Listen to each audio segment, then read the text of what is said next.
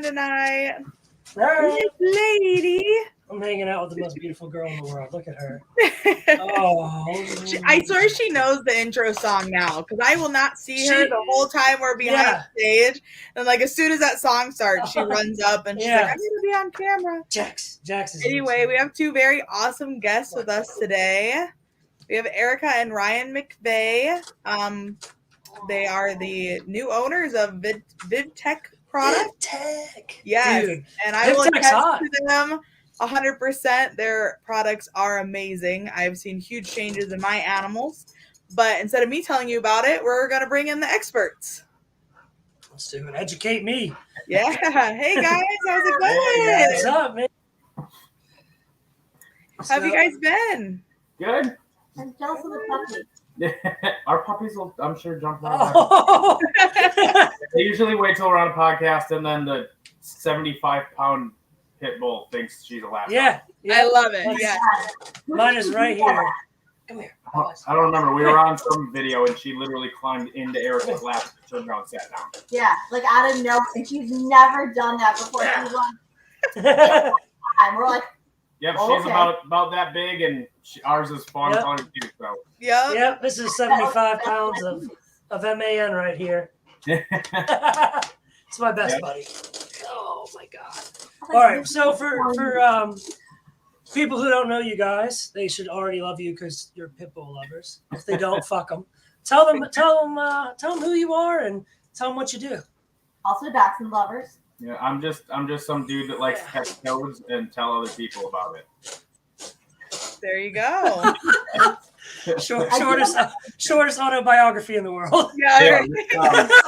If you ever actually had to talk to him, then you know for a fact that is never how that works. Like he talks, like the one-liner, and then you're like, oh, I don't know why Erica's always complaining that he like never stops talking, and then he goes, haha, they let their guard down, and then it all comes out. Well, when I liked reptiles because I like dinosaurs, like every other reptile person. Yeah. Yeah, it's not a really unique story, so yeah. So I skipped it, and then you talked way longer, so not me. So how did you both get started in the reptile world? Like, when was the first time you think that, like, you were part of the industry more than just a hobbyist? Do it, but change it up. Come on. What? I dare you. Change up the story a little. What story? No, I think that, like, I always had a love for reptiles, and it wasn't until 2010 when I started the Madison Area Herp Society that I really started being a bigger part of, like, the community aspect of it. It was probably not until, like, I was a little, like, in my early 20s that I even knew there was a community or reptile shows or anything. I think I was like 22 when I realized there were reptile shows, and then felt like I got totally screwed over for the last 20 years. And then the Herp Society led me to ending up being the brand manager for Zilla for 6 years, and then leaving this year to start VivTech. So. Awesome. That's a big deal, man. That's a huge deal. So what brought you guys to VivTech? Like, what was the moment where you decided that you were going to branch away and start, what we know now as VivTech? Well, so Zilla is owned by a large corporation that started to kind of get real corporate-y and not very hobby-centric, which is kind of what Zilla was known for before I took over. And they kind of wanted to go back to that, and I wasn't really cool with it. So I kind of started looking, and then it got to a point where I had to make a decision on what I wanted to do, and they offered me a contracting position, and that kind of freed me up to have the time to start really thinking about it. And me and Erica had already started talking about, like, well, I already know how to do everything when it comes to getting products, working with manufacturers, finding distribution.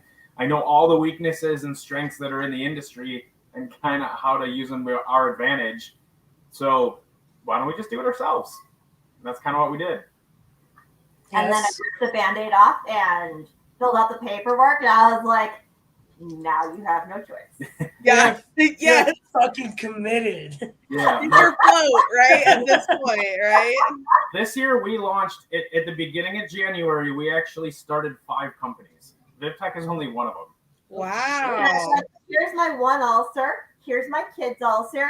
Here's the Ryan ulcer. That's Right. way bigger than that. That's wild. crazy. That's awesome, though. Congratulations. No, that's I mean, really. that's badass. Now, most of them are honestly like her artwork, giving that a business title, like an actual business, so that we can funnel that better, and it has protection if anything happens. And same thing with the animals, turning it from a hobby into a business. And then, but the VivTech is the big one, and then the other one that's going to be coming out hopefully before the end of the year is we've done a lot of charity auctions and things through the Herp Society and on Facebook and stuff. And Facebook obviously is not a big fan of animals on it at all. Yep. So the last one we did, what was the last one we did? Was to raise money for the gentleman with from the lychee community. Oh yeah, so Mike Conley for Conley Dark Morph Lychee. He's the originator of that. He had some medical issues, and some of his friends that came and asked if we would help. And so we did that. But during that auction, we had a couple of things pulled and flagged, and it got, which was random. Yeah, which has never happened, and it was totally random. It wasn't even animals; it was weird stuff. But we were like, it kind of shook us, and we're like, you know what? This isn't going to work long term, and we're going to lose a place to do this. And it's something pretty awesome. I mean, over the last couple of years, since right before COVID, we started really pushing it. But I think last year we raised like $150,000 for people that needed it. Wow.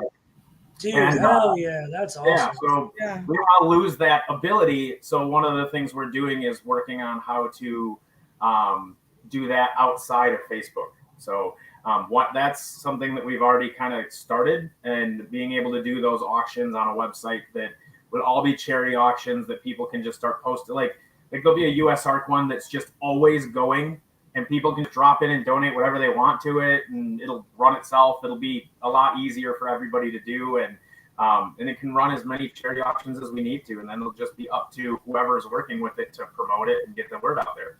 And it also prevents people or the groups like MHS, who was awesome and was like, here, this is our page and stuff like that. Because that was actually the board's decision to allow for the use of outside auctions.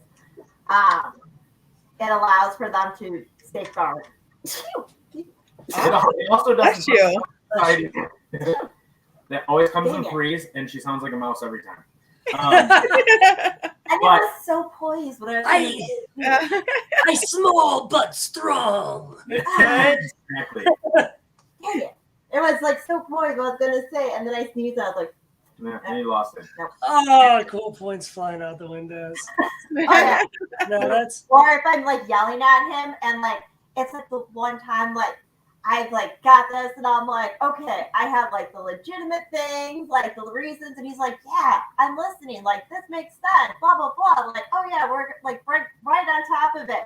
And then I like freaking sneeze in the middle of it. I'm like, what? And he's just like dying out. I'm like, no. Throwing off the mojo, man. Oh, no. That's hilarious, though. That's always funny as fuck. It's always about animal expenditures. You know, Jesus Christ. It's never. I never happen to randomly get distracted when she's telling me I can't buy things. Oh yeah, no. Oh yeah. Yeah. No, He's like, you sneezed in the middle of telling me I can't buy it. That means absolutely I can buy it. Negates everything you said. Yeah, sneeze makes That everything sounds null like and a void. legit. That's legit though. Like I get that. Yeah, it's like it's like having your like card declined, right? You just try to swipe it, you sneeze halfway through and break the damn card. Tough shit. Oh wow. Yeah, that's basically it. Because for that like 0.3 seconds, I can't respond and I'm distracted. He's like, so that's a yes, and then I nod because like I'm sneezing. He's like, Sneezing? no. Oh, yeah, you confirmed it though. I get it. It was a yes, so I hit send money. Yeah.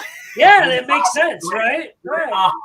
He's going around like sprinkling pepper. Like he comes in the room, he sprinkles some pepper, he pulls up the PayPal, gets it ready, and then he's like asking you. And as soon as you inhale, you're like, he's like, yeah. It's not even delicate. It's like Karate Kid. Like I reach down into a bucket and I chuck crap in her face, and then she sneezes.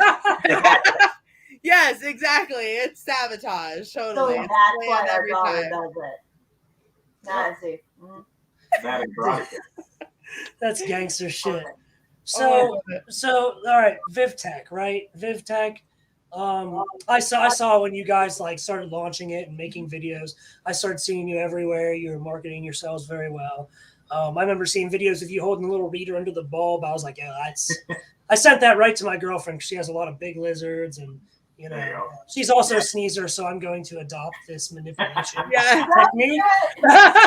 And so VivTech is aimed at bettering husbandry, which I love. We should always, we can never not do better for the animal. Like we can always find a way to make it better, especially with improving technology, right? So define husbandry and then define good husbandry. So husbandry would be anything that's going to be put into the care. So it is the care of the animals. And that is, it's a very large encompassing term that does include things such as nutrition, actually trying to mimic to the best of your ability their naturalistic environment. So you do have to look at, you know, their lighting, you have to take into consideration their humidity, their, you know, even their substrates, honestly, so that you're taking into consideration where do they like to sleep? Do they like to sleep on hard surfaces? Do they like to sleep on, you know, freaking wood chips? My spinulosus likes to sleep on soft, squishy things. It doesn't like to sleep on wood chips. It likes to sleep on the bottom of the wood chip piles where it's nice and like all crinkled up and soft and stuff. Yeah. Because they're like us. They can actually feel what's nice and soft. And are do you want to sleep on a slab? No. You want to sleep on something soft. Please think about that for your animals too. And I'm the one that gives long answers. Husbandry is anything to do with caring for animals in captivity. Yes. My. That was so quick. This is gonna be the best interview This ever. is gonna be so fucking good, dude. It. This is gonna be so Great. good. No, I agree. I agree with I'm that. gonna That's with my pretzel stick over here. It's not A pretzel stick.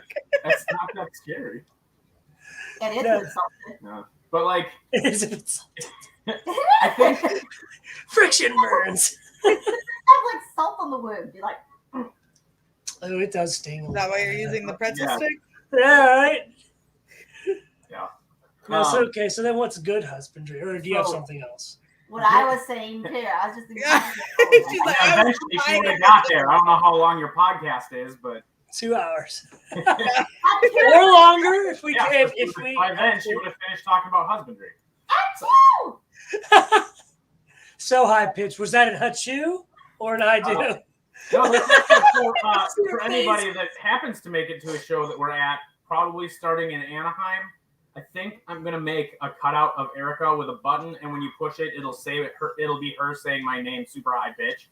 It's like my iconic call that's on every podcast or video. That's so good. Because I say something and she gets pissed or thinks that I shouldn't say it, and then her correction is to squeal my name, so bats scream. Jesus. It sounded like the Tarzan call. You'll just hear, Yeah. Oh my god. And part of me, I Part find of me that is like, this would be- hilarious part because of me is like, this will be super funny, and the other part of me is like, that's gonna give me a fucking heart attack. Like, I'm gonna be looking at an animal, and somebody across the show is gonna hit that button, and I'm gonna be like, where's she at? yeah. Who let her in? I find this hilarious because we own a rat business, you know, and we'll be down cleaning or whatever, and something happen, I'll be like, Kyle, you know, and so all the workers there have absorbed that. Like if they need something, they'll be like, Kyle, you know, and he'll stop. Yeah. You know, that The only thing that iconic call that makes him drop everything that he's doing in that moment and like comes to whatever. I've seen him run out of a room and be like, what? You know? Yep. Yeah. So I know exactly that. The benefit with hers is it's so high pitched it carries through walls. Oh. It's So- yeah. Does it- It's, Our neighbors have actually heard it because Mary, our neighbor, knows if he's been in trouble. So does it count as a superpower? Like, are you an X-Men? it's pretty Right? close. I'm a super- Bro, are you married to an X-Men? Right? Like, it's definitely Can we be careful how we say that? We fucking can't do this, all right? We're not even drunk. Like, I know. Yeah. We should have I should have hopped on 30 minutes early. We needed to get this out. All right. This is awesome. You definitely have some howlers. oh, that was There's a persuasion. I didn't know. No, that's not one of your talents. That's not one of your superpowers at all. Fuck no. But she can take a conversation and turn it 90 degrees faster than anybody I know.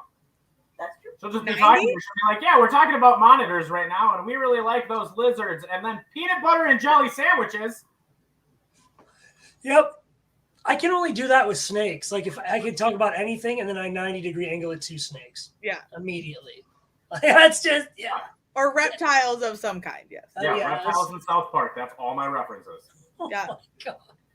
Fuck yeah, dude. Man.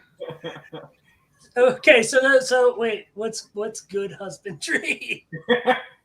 So you could do the good, better, best kind of thing. I would say what we have in the U.S. right now as a intermediate keeper, that's what I would consider the bottom level of good. What should be okay? I agree with that 100%. Entry level. That's a good way to look at it. And entry level people, they're not even close to what the bare minimum to keep that animal alive for more than a year is. And that's honestly, that's another part of VivTech. Like, I don't blame them at all.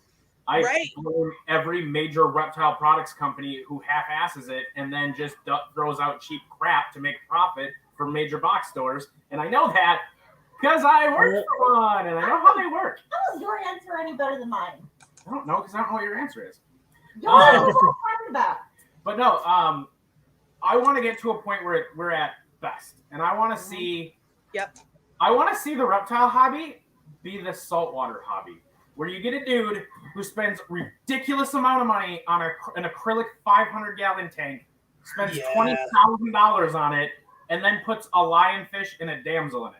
And then spends like 2 hours with a pair of tweezers trying to capture one tiny bristle worm that ended up in his world. Yep.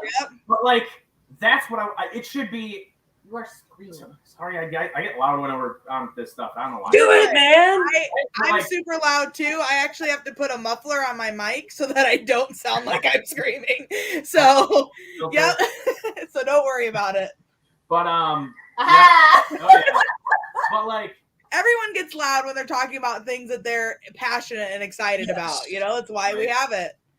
Like, I want to see the hobby get to that. I want to see us take better advances forward. I don't want to write. I never want to write another care sheet the way that they exist now. I think they're worthless, and what it does is it gives people that are entering the hobby this false feeling that it's going to be easy and that they don't need to learn much more than that.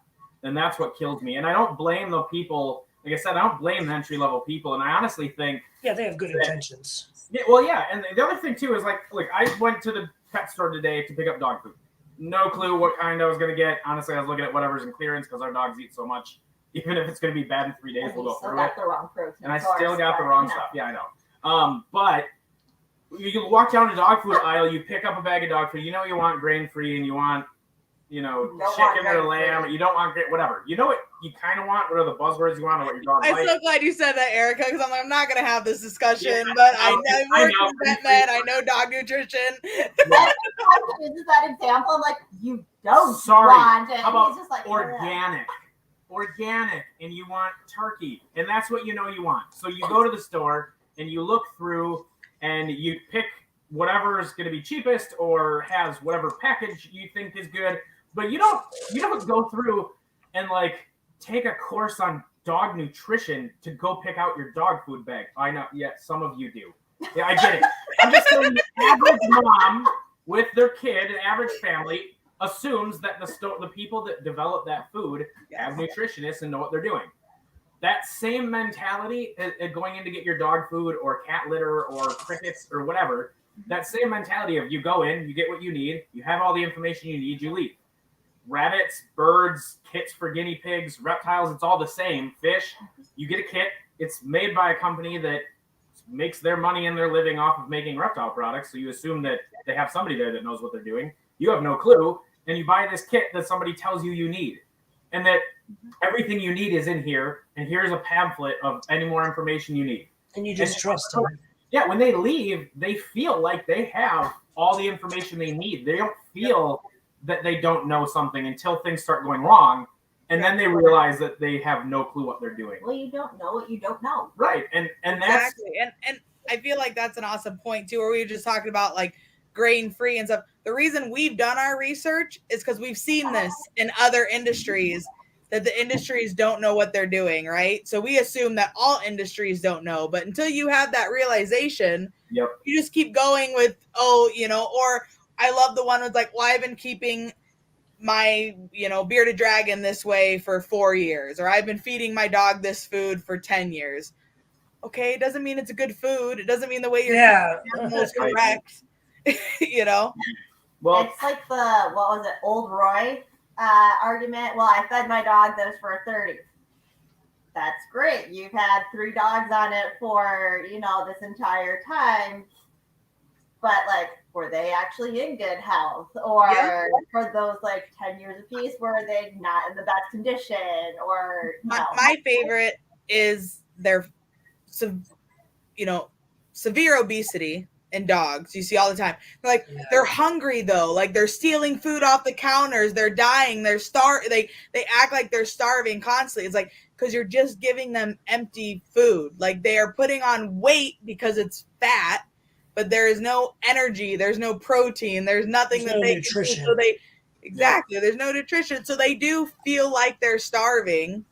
They're morbidly obese, you know? And it's just like, and obesity is a huge thing in reptiles too. Like reptiles, and that's the thing that's the other thing. Even just how to feed reptiles and how their biology works, their metabolism. Their digestive system. It's not even just larger stuff or the wrong foods. Like everybody thinks they should feed mealworms and superworms. That's like giving your kid candy every day. It's just fat.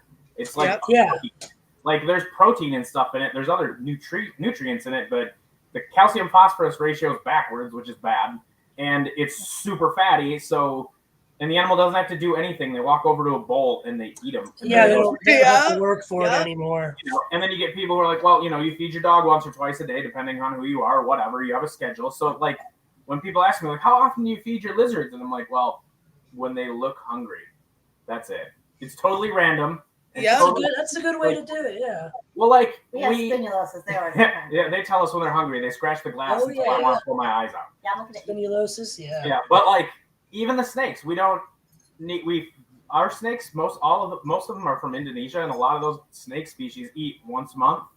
And then when the rainy season starts, then all the amphibians and stuff come out. Then they start eating a lot more, and that's kind of what cycles them. So like, if I was feeding them every week constantly, it'd be really hard to get some animals to cycle.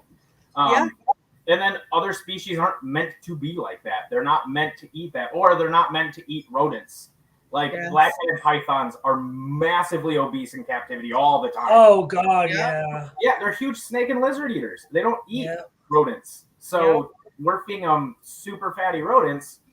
That's not what they eat. So you should be feeding them even less often. Yeah, exactly. A smaller prey item, less often. Hold on, children.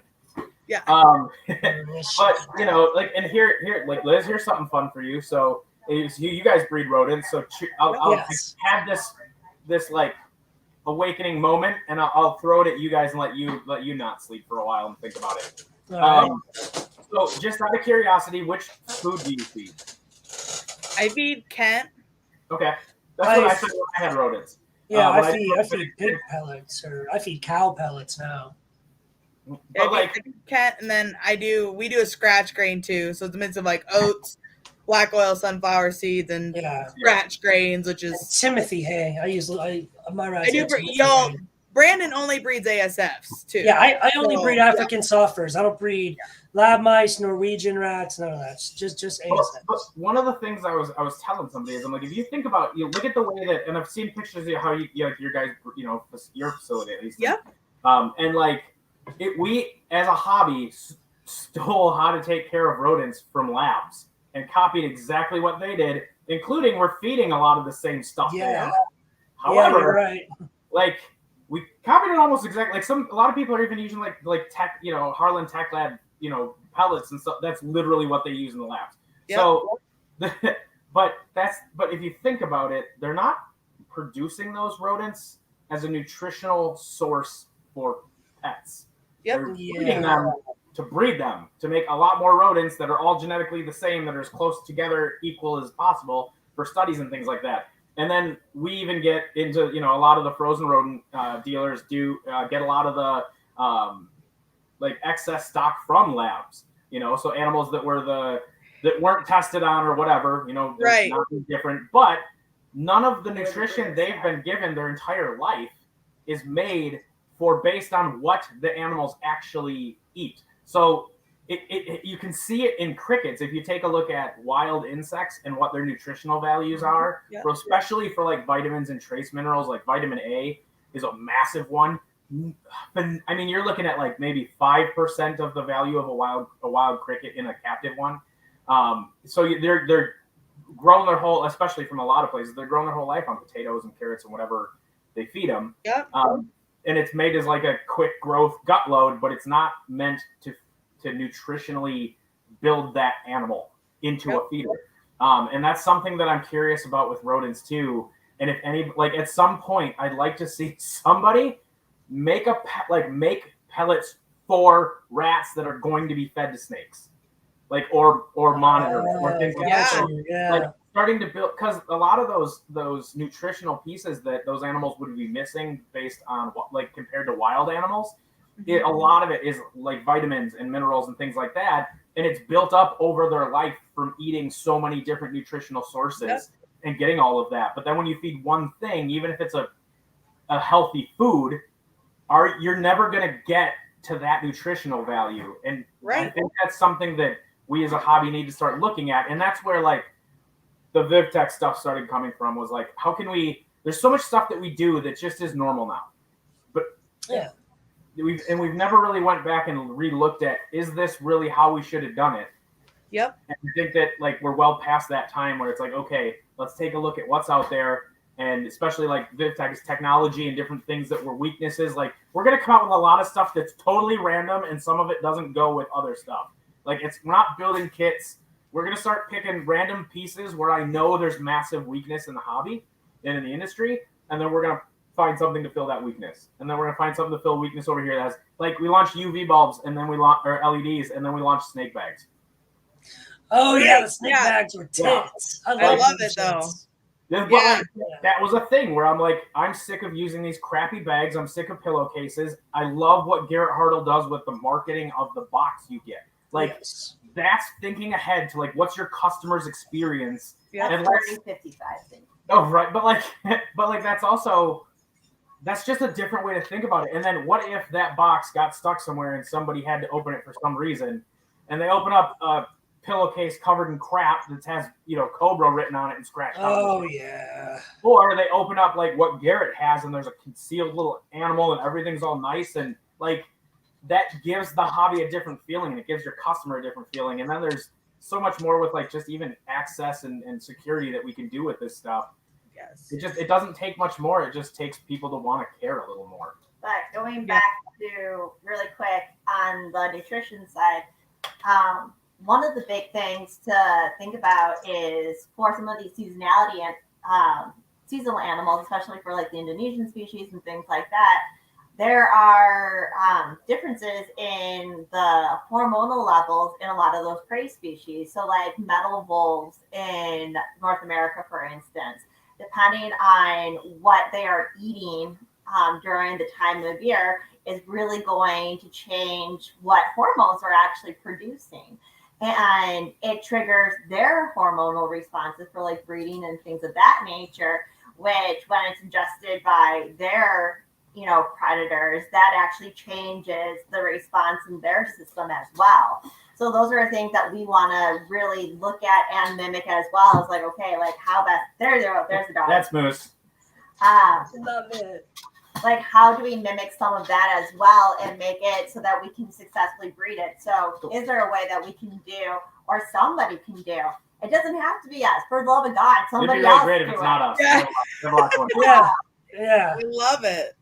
But is there somebody that can do like an Indonesian species one where it's like a seasonality in Indonesian, like a dry season and then a wet season? And that's something I'd actually talked to Ari Flegel about with Bolins. I asked him, I said, what if you thought, like, what if at a certain time of year the rodents that they're eating, those adult females are eating, start to go through their cycle and their hormones change? Or if they're gravid, their hormones are going to be phenomenally different. What if something like that is what triggers that snake to realize all my food? I had 2 meals and both of them had, the hormones were different, or they tasted different, or they sensed some difference. That would be what tells them, hey, if all your food is starting to make babies, that's a good time to make babies, because then all their babies are going to be your baby's food. Yeah. And that's part of the seasonality in Indonesia with the rainy season. It's not that it's rain or humidity; it's that it kicks everything into breeding mode, including the predators, because now their prey is having babies, which is their prey for their babies. So I do see the question on the bottom about the Missouri food. Missouri is a fantastic company, and I absolutely do love Missouri. And they have a great food. It's a fantastic food for really sustaining, but it's kind of like the same thing as a dog food, to be completely honest. It's that like all life stages kind of situation. So it doesn't have like a growth formula and then like a senior age formula or anything like that. It's like in all life stages. And it doesn't have a insect-based protein source. A lot of them are going to be herbivore or herbaceous focus. And that's because you're also looking at like mice. You are looking at, also your rats in there, but you might be looking at some of the other different kinds of rodents that get thrown in there. So people also feed them to like their degus. Some of people also give them to like their gerbils and things like that. So you also have to take that into consideration. And unfortunately, we know that even like ASFs, they do have an insect need. They do have an invertebrate need for protein sources to really get that like high protein level going. So it's a little bit tricky with that. And then, but if you have rodents, one of the things that I do recommend, honestly, is every now and then give them some fresh produce too, because that's what I do. Yeah. And that's how you get your vitamin A's, and that's how you get your good vitamin B's, because otherwise it has to be synthesized and it has to be reproduced and it has to be concentrated into these really large, heavy compounds.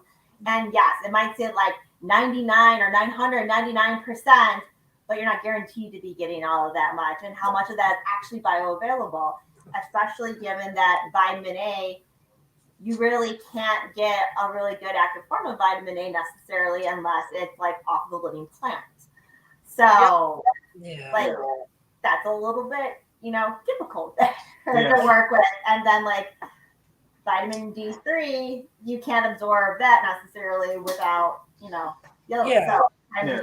any pellet's the different pellets, the different companies, they all have their strengths and weaknesses. The one weakness is that none of them were made to feed feeders. So it doesn't matter whose it is, none of them are made to feed feeders. It's a sustainable food. It's keep this thing alive, keep it living. It's a staple. It's a staple diet. That's exactly it. Yep. And that's the thing where like it's awesome. Anybody that has, smaller to medium sized operations where they can do seed and things like that, because I tried doing mixes and even in my basement, 10 years ago. Like it sucked. Eventually I just went to pellet because I'm like, I can't. We run an operation of about 1,200 breeder females of Norways. And then we probably have about that many ASFs, so we have a small amount of mice. So, I mean, we're definitely not a huge operation by any means. But yeah, it's getting to the point where like one person's job, one of our workers mixes the seed and like goes through as we clean and puts the, and it just, but, do it where you can. So here's what I've been doing. And Erica, I'm really glad you brought this up. The nutrition. So I breed only ASFs. So Liz has seen my ASFs. They're as big as rats. They're fucking huge. Nice. Right? Yeah. And they live Mine live like I got a female that's 2.25 years old. That's Wow. old for an ASF. That's And way old. Yeah. And my like feeder ASFs are like 250 grams a rodent. So what I do, Like bodybuilding, he's like having all that stuff. Like, no, Oh, I've and- analyzed their proteins. Don't worry. yeah, dude, you have no idea. So like for real, this is like what I do. So I mix doggy bag and cow pellets. So I have a buddy who is a really big fitness guru, and he calculated the macronutrients in the dog food in the Missouri rat diet, and they are almost identical as far as macronutrients go. And so there's that plus the cow pellets plus the Timothy hay, and like you said, nothing but like just the fresh produce that my guinea pig or I don't eat, or my retired veteran buddy who gardens as a hobby just drops off at my house. Yep. They all get, and they're huge. And in turn, my snakes are giants, and I do not mean obese. I mean, like I have ball pythons that are about 6 feet long, and they are. Anybody else want to get these Nice. animals like steroid tested? Yeah, right. Hey, I'll give them to you, and you can study them, man. And that's all I did was really look at their natural diet, because that's why I wanted to feed them to the ball pythons, natural diet. But why would I feed it to them if I'm not giving my ASF as natural as I can get? And of course, I can't get it as natural as I can get, but I can supplement nutritionally what they get in the wild, and it really does show the difference. It wouldn't actually be that hard to work with a pelleting company and create a better diet. And there you go. There's your. I would love to. We'll have to talk after, because I can give you the connections to do it. I don't have the time, but I'll hand you, probably $1 million a year business. Oh, that's so nice of you. Yeah, this is not just like, Can you not? Is this the ass wipe money we were talking about? That's serious, Ryan McVeigh, motherfuckers. No, I'm just saying, no, but nothing now. I know It's a 0-year business now. Yeah, That's what I'm giving you guys. But I would. Yeah, I would. That's the thing. If someone did that and got it cost effective, even if it was a premium, every rodent breeder in the country would change to it. Oh, right. Yeah.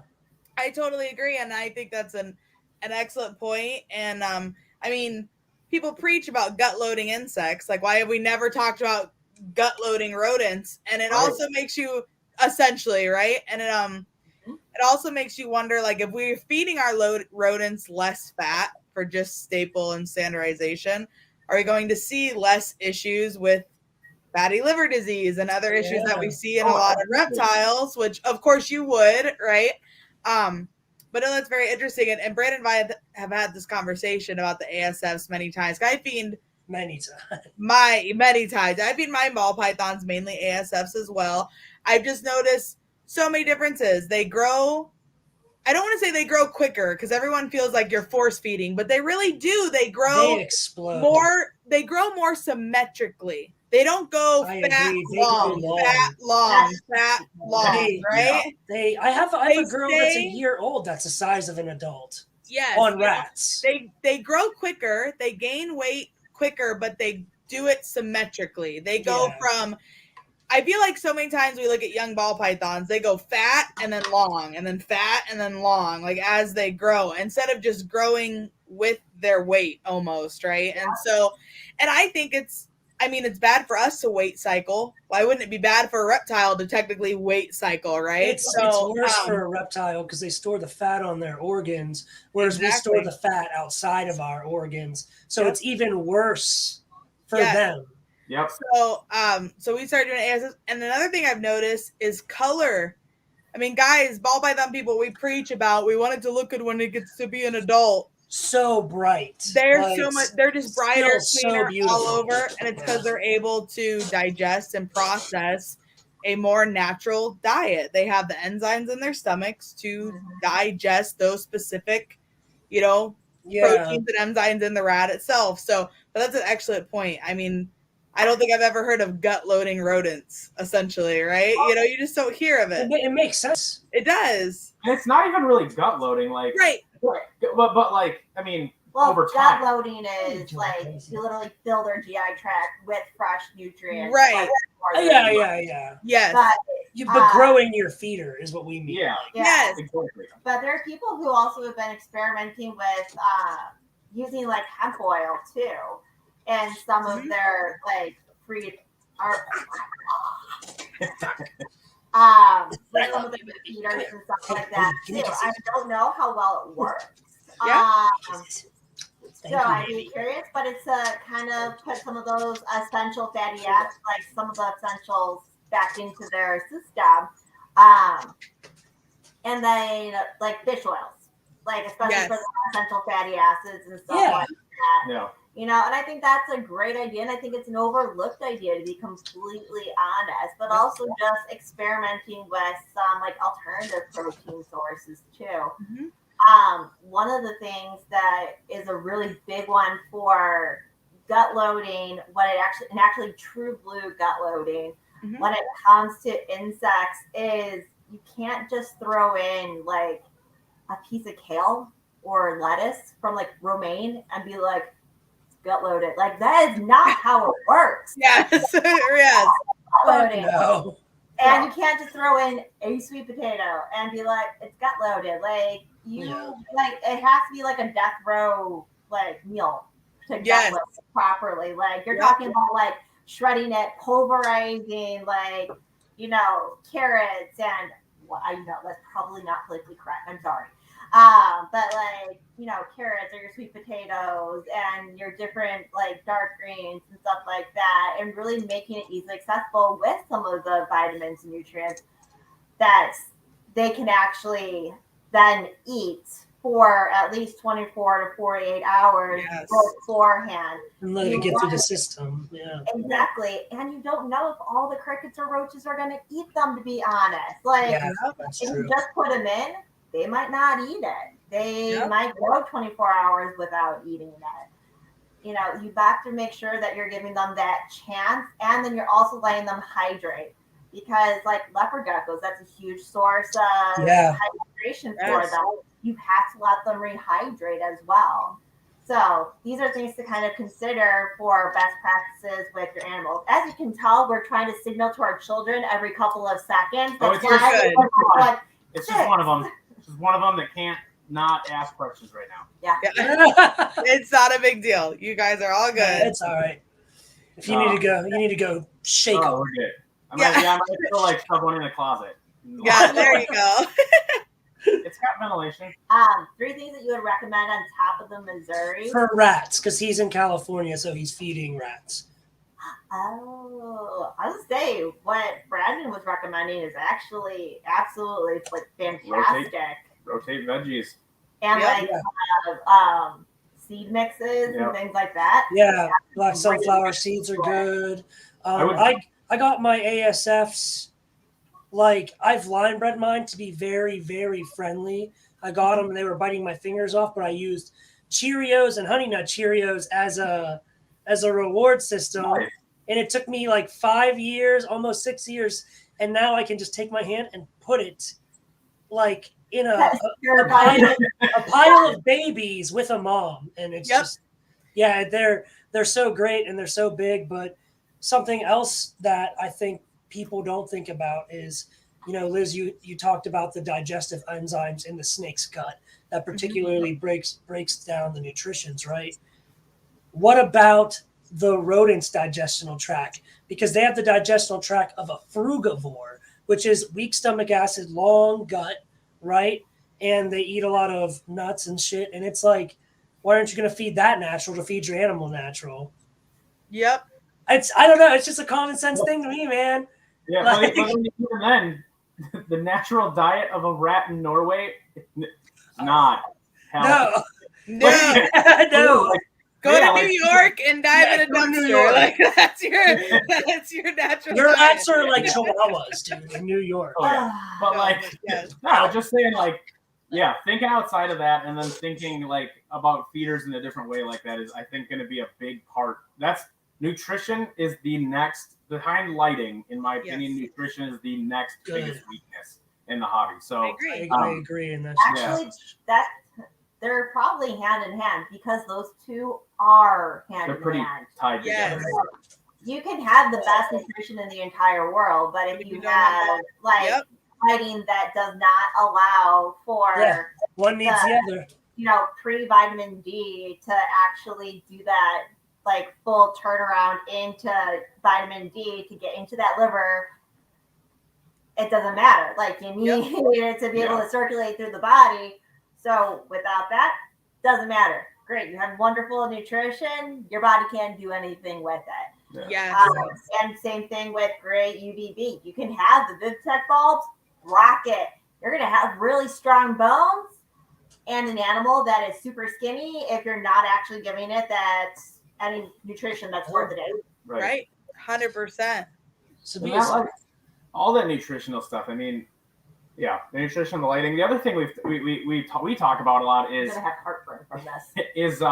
trace minerals. So, like, a lot of people don't realize this, but the majority of the dirt at the bottom, in the Amazon rainforest, the forest floor, actually can be traced back to the desert, the Sahara in Africa. The jet stream brings the dust. The jet over stream, from the yeah. forest. So how, like, if we start thinking like that, think of tiny molecules of dust that came from Africa, different minerals and deposits being on top of every leaf. Every time it rains, the water is filled with tons of minerals and nutrients that we don't think about. And then it repeats in the cycle. Yep. And that's something that we've even talked about wanting to do is, even outside our backyard, just go test some leaves on a tree, rub them with a swab, send that in for like a microanalysis, and do that. Have a bunch of people do that around the world and start figuring out what are some of the weird things that they're getting that we don't think about. Like when they're developing saltwater for marine tanks, they're talking like there's one bead of this one type of chemical in the 5-gallon bucket because that's how little it needs, but it's in there. And that little bead is super important. If you don't have that little bead, all of a sudden you have fish that are like, or like everything crashes. Like that ecosystem doesn't work. Or something. Like, it's amazing. When we look at reptile, the one thing I hate about the hobby, and that I wish wouldn't have went that way, is we promoted reptiles as easy to keep. That'd be a great sound clip right there. We promoted reptiles as easy to keep, but we did it in a way where we started making it like it's so easy, anybody could do it, and you don't even have to try. It's like Geico. Yeah, you just buy this glass box with this carpet in it, and you stick a lizard in it, and you feed it a cricket, and then you're good. Yeah, it's It makes great. me so sad. I know. And that's the thing. Like, and they only live for 3 years. And you're like, leopard animals don't live 3 years. They're like, yes, you do. If you put them in this box with this carpet. But like, but just trying to think like, And they also never need to see the light of day ever again. Yeah, right. Right? Never. Yeah. Never, ever. I find that interesting, and I know you guys work with a lot of monitors, and I know Brandon knows a lot about them. Even I don't think you don't currently have any monitors, do you? My wonderful girlfriend has the Varanus indicus, and I'm gonna go pick up a couple King Gorhams from Mike Stefani after I moved to North Carolina, and I knew you were getting into them. Yes, a Salvatore is. I'm a big lizard fan. I always love it when people are like, "Oh, I just they feed their monitors rats." Like that's the only thing I can get a hold of. It's like go to an Asian market and you can find anything that you want. I mean, literally market and buy any fish or any clams or any snails in any frozen section of any grocery store or gas. Yes.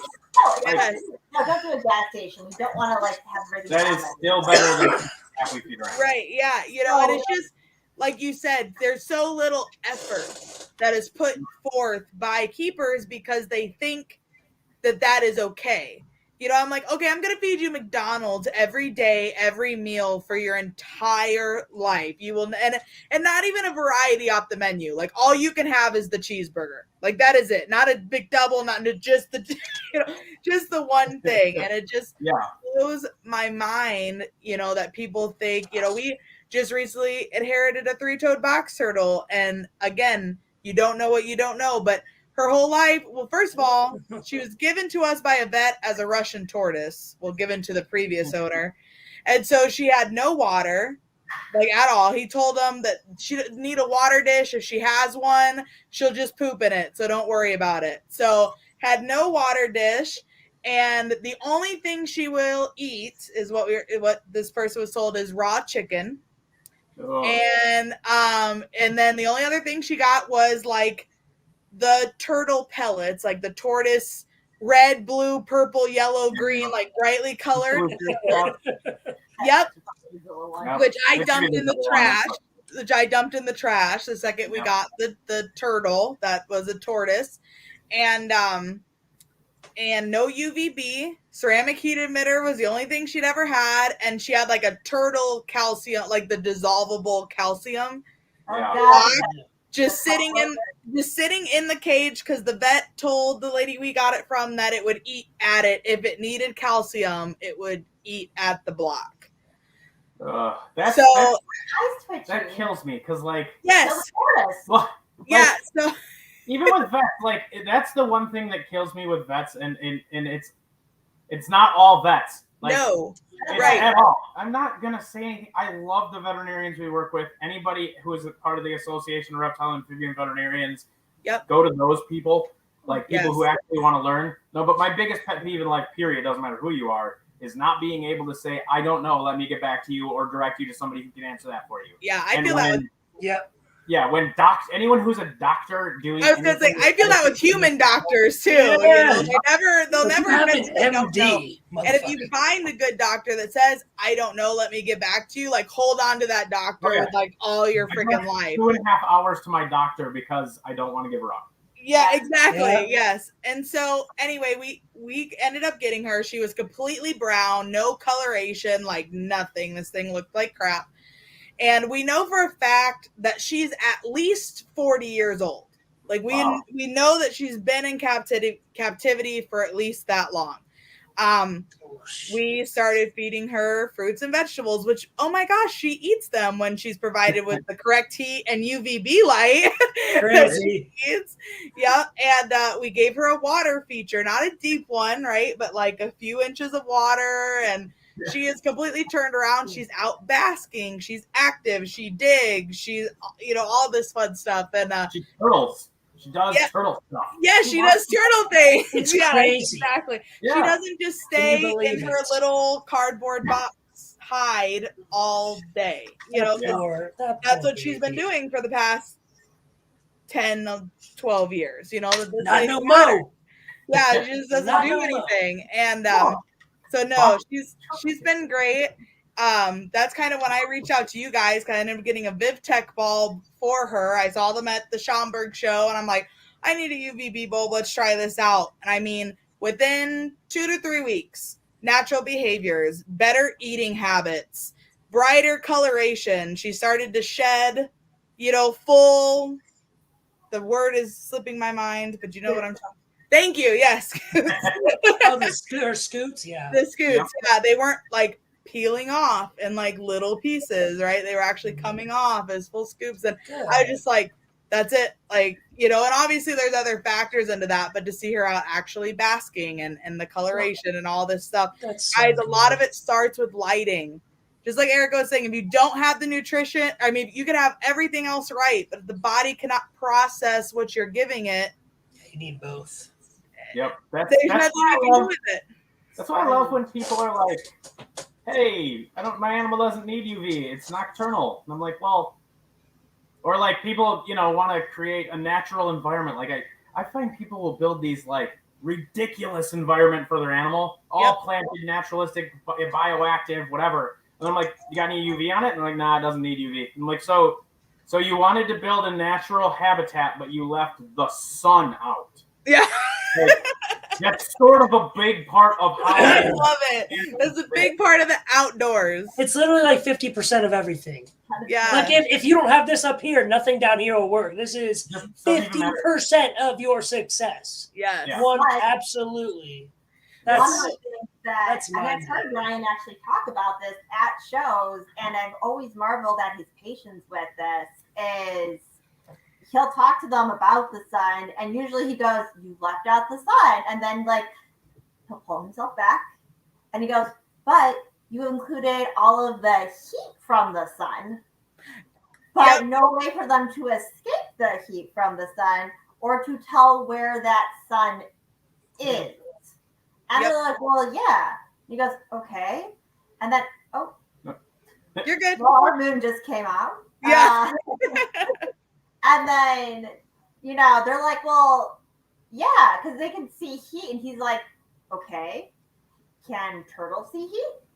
Can your lizards see heat?" And they're like, well, snakes can. He goes, "But can your turtles see heat?" Can all snakes see heat? And I was Yes. like, Yeah, not all snakes can Yes, see thank heat. you. Yes. "Yeah, that's my handsome man right there." Yeah. And he's like, "Can your frogs see heat?" I'm like, Yeah. I love it. Like sometimes it's just turning it in a way like the more you give people like I don't want to. I'm never gonna just be like, "God, you're dumb," even though I really want to say it, and inside my head I'm screaming it with a megaphone. you can hear it. Yeah. If you watch my face enough, if I'm talking to somebody and this line right here starts getting real deep into my forehead, it's probably not gonna get me. Oh damn! I'm really surprised Ryan came on this show because I mean at Sewerfest he's talking to me that thing was like prominent. No, that was because it was the end of the day. Like it was getting towards the end of the day. I'd hit my And we limit. had all you don't have to make excuses. I'm new to this. I get it. It's all good. I started with ball pythons. Okay, I started with ball pythons. I started at the bottom and I'm slowly working my way up. Cool. You'll be cool one day. You'll get there. Ryan. Hey, I'm on his boat. There it is. At least I've hit that realization, right? Like I've started to branch out. I'm even more like, I love my ball pythons, but I am more. Hey, they're a staple. Don't let him And- give you crap. He bred ball pythons too. Once I got one clutch He ever. still did it. I know, I but still did it. either way, but It's I a love good staple. Yeah. Ball It is. pythons are great, They are. and plenty of people love them, and they're great entry. They're horrible actual first pets, but total different topic. Like realistically, come on, rosy boas way better. Ooh, rubber boas. Rubber boas are not better. I like rubber boas. Yeah, but that's not the easier. Anyway, like, but anyway, like they're great. They created a huge industry and a lot of like the vision and the views that we get. It just for me, like after a while, I mean, seriously, you can go through every tub and just not even look and just roll it to the other side and change its water and fall asleep for a little bit, and it'll still be in the ball in the back, and then you just go to the next, Yeah, it's a pet rock. Yeah, like, you're getting a pet rock. Like it got to a point, like I totally get why people love it, but for me, it just, I was like, yeah, like everything behind me, if you don't know the body language of that animal, you're gonna have a bad day. Yeah, Oh, dude. yeah. Every one of them. Let me tell you, my Boega mouth gaped at me for the first time yesterday because I was just pushing her a little too much. You know, we've been doing good with socialization and stuff, her and I, and she mouth gaped at me, and I saw like I could see her rear fangs like twitch up a little bit, and I immediately like reached down, grabbed her perch, and used it as a hook. Yeah. And, Oh, right. Yeah. let me do that. No, So I feel you. I feel you 100%. I will say my also saving branching grace out. It's is nice. the person who dropped an Asian water monitor on my table. It was just like, I don't want it anymore. And I took it home and I was like, I have a bearded dragon. This will be fine. But I was like, tiny bit different. just a little, he was tiny. I knew he was going to get big, but he was tiny, you know, and I'm very fortunate. He's super sweet, like really easy to get along with, not aggressive. I am like the luckiest wild caught Asian water monitor owner in the world because this guy is like a puppy dog. He's never bit anyone. He's doesn't tail whip. He's awesome dude. I spent a lot of time with him when I got him because I thought he was the coolest thing ever. But he's just really cool. But that kind of started my whole like there's something other than ball pythons out there that is way more fun to interact with. You know, I like my ball pythons. They're pretty colors. It's fun to come down and be like, that thing looks really cool. But you're right. At the end of the day, what are you going to do with it other than clean it and put it back? Well, would you like to try your hand at a Tennosura pectinata? It will tail whip and bite you. but it's very, very active when you put UVB lighting on it because it loves UVA. Because it loves to gain the UVB. strength to hate you. Yeah, right? It's She is absorbed. I love it. She's a little bit psycho. That spinolosis that I got from you guys, I love him, but he's a smart motherfucker and he outsmarts me a lot and he's a shithead. And I was really he'll go low and then be like, yes, yes. That's awesome. I was dumb enough that I have like it's a 6 foot by 2 foot by 2 foot enclosure that I split in half with a PVC divider, and I have a small young Tegu on one side and then he's on the other side. Well, that left me with 2 big doors that open the whole length of the whole. Like, he's already laughing. He already knows where this story is going. I caught a spinolosis by the tail going airborne over my shoulder today and swung it back into the cage. Yep.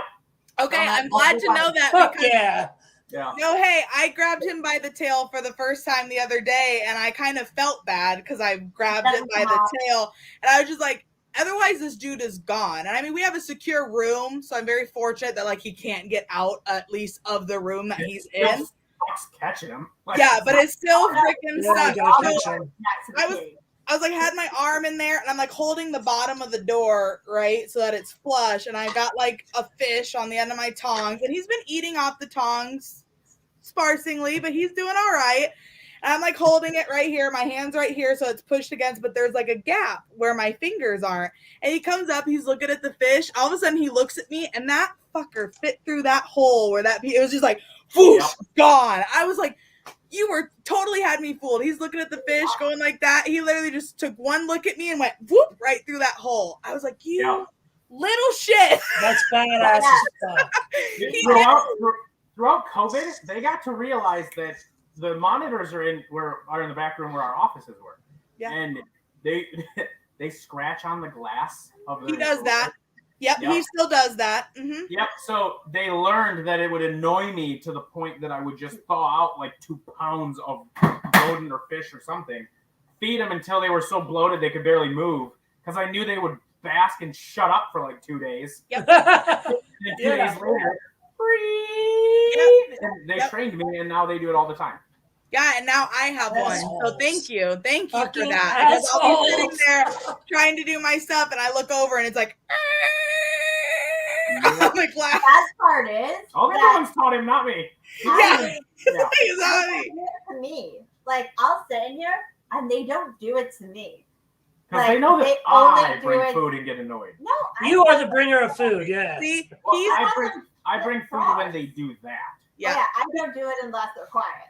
Yeah, he's still skittish enough of me that if I get up and walk over, he'll like think about doing it, and then he gets up and runs behind like his little thing. But I'm like, give that another month when he's not scared when I walk over anymore, and he'll just sit there and keep doing it. I know it. I know it. One of the little dudes that, unfortunately, his lights off. He's already sleeping, but it's about the same size as the one that you've got. And this is the male. Like, it came down to which one we were going to keep.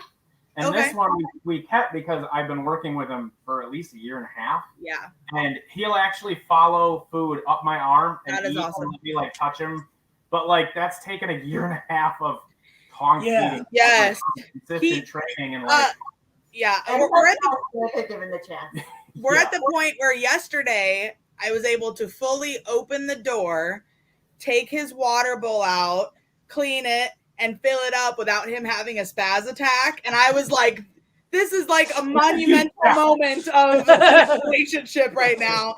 I was able to, because before I was like trying to turn the bowl without spilling the water and like get it through the smallest crack of the door that I could.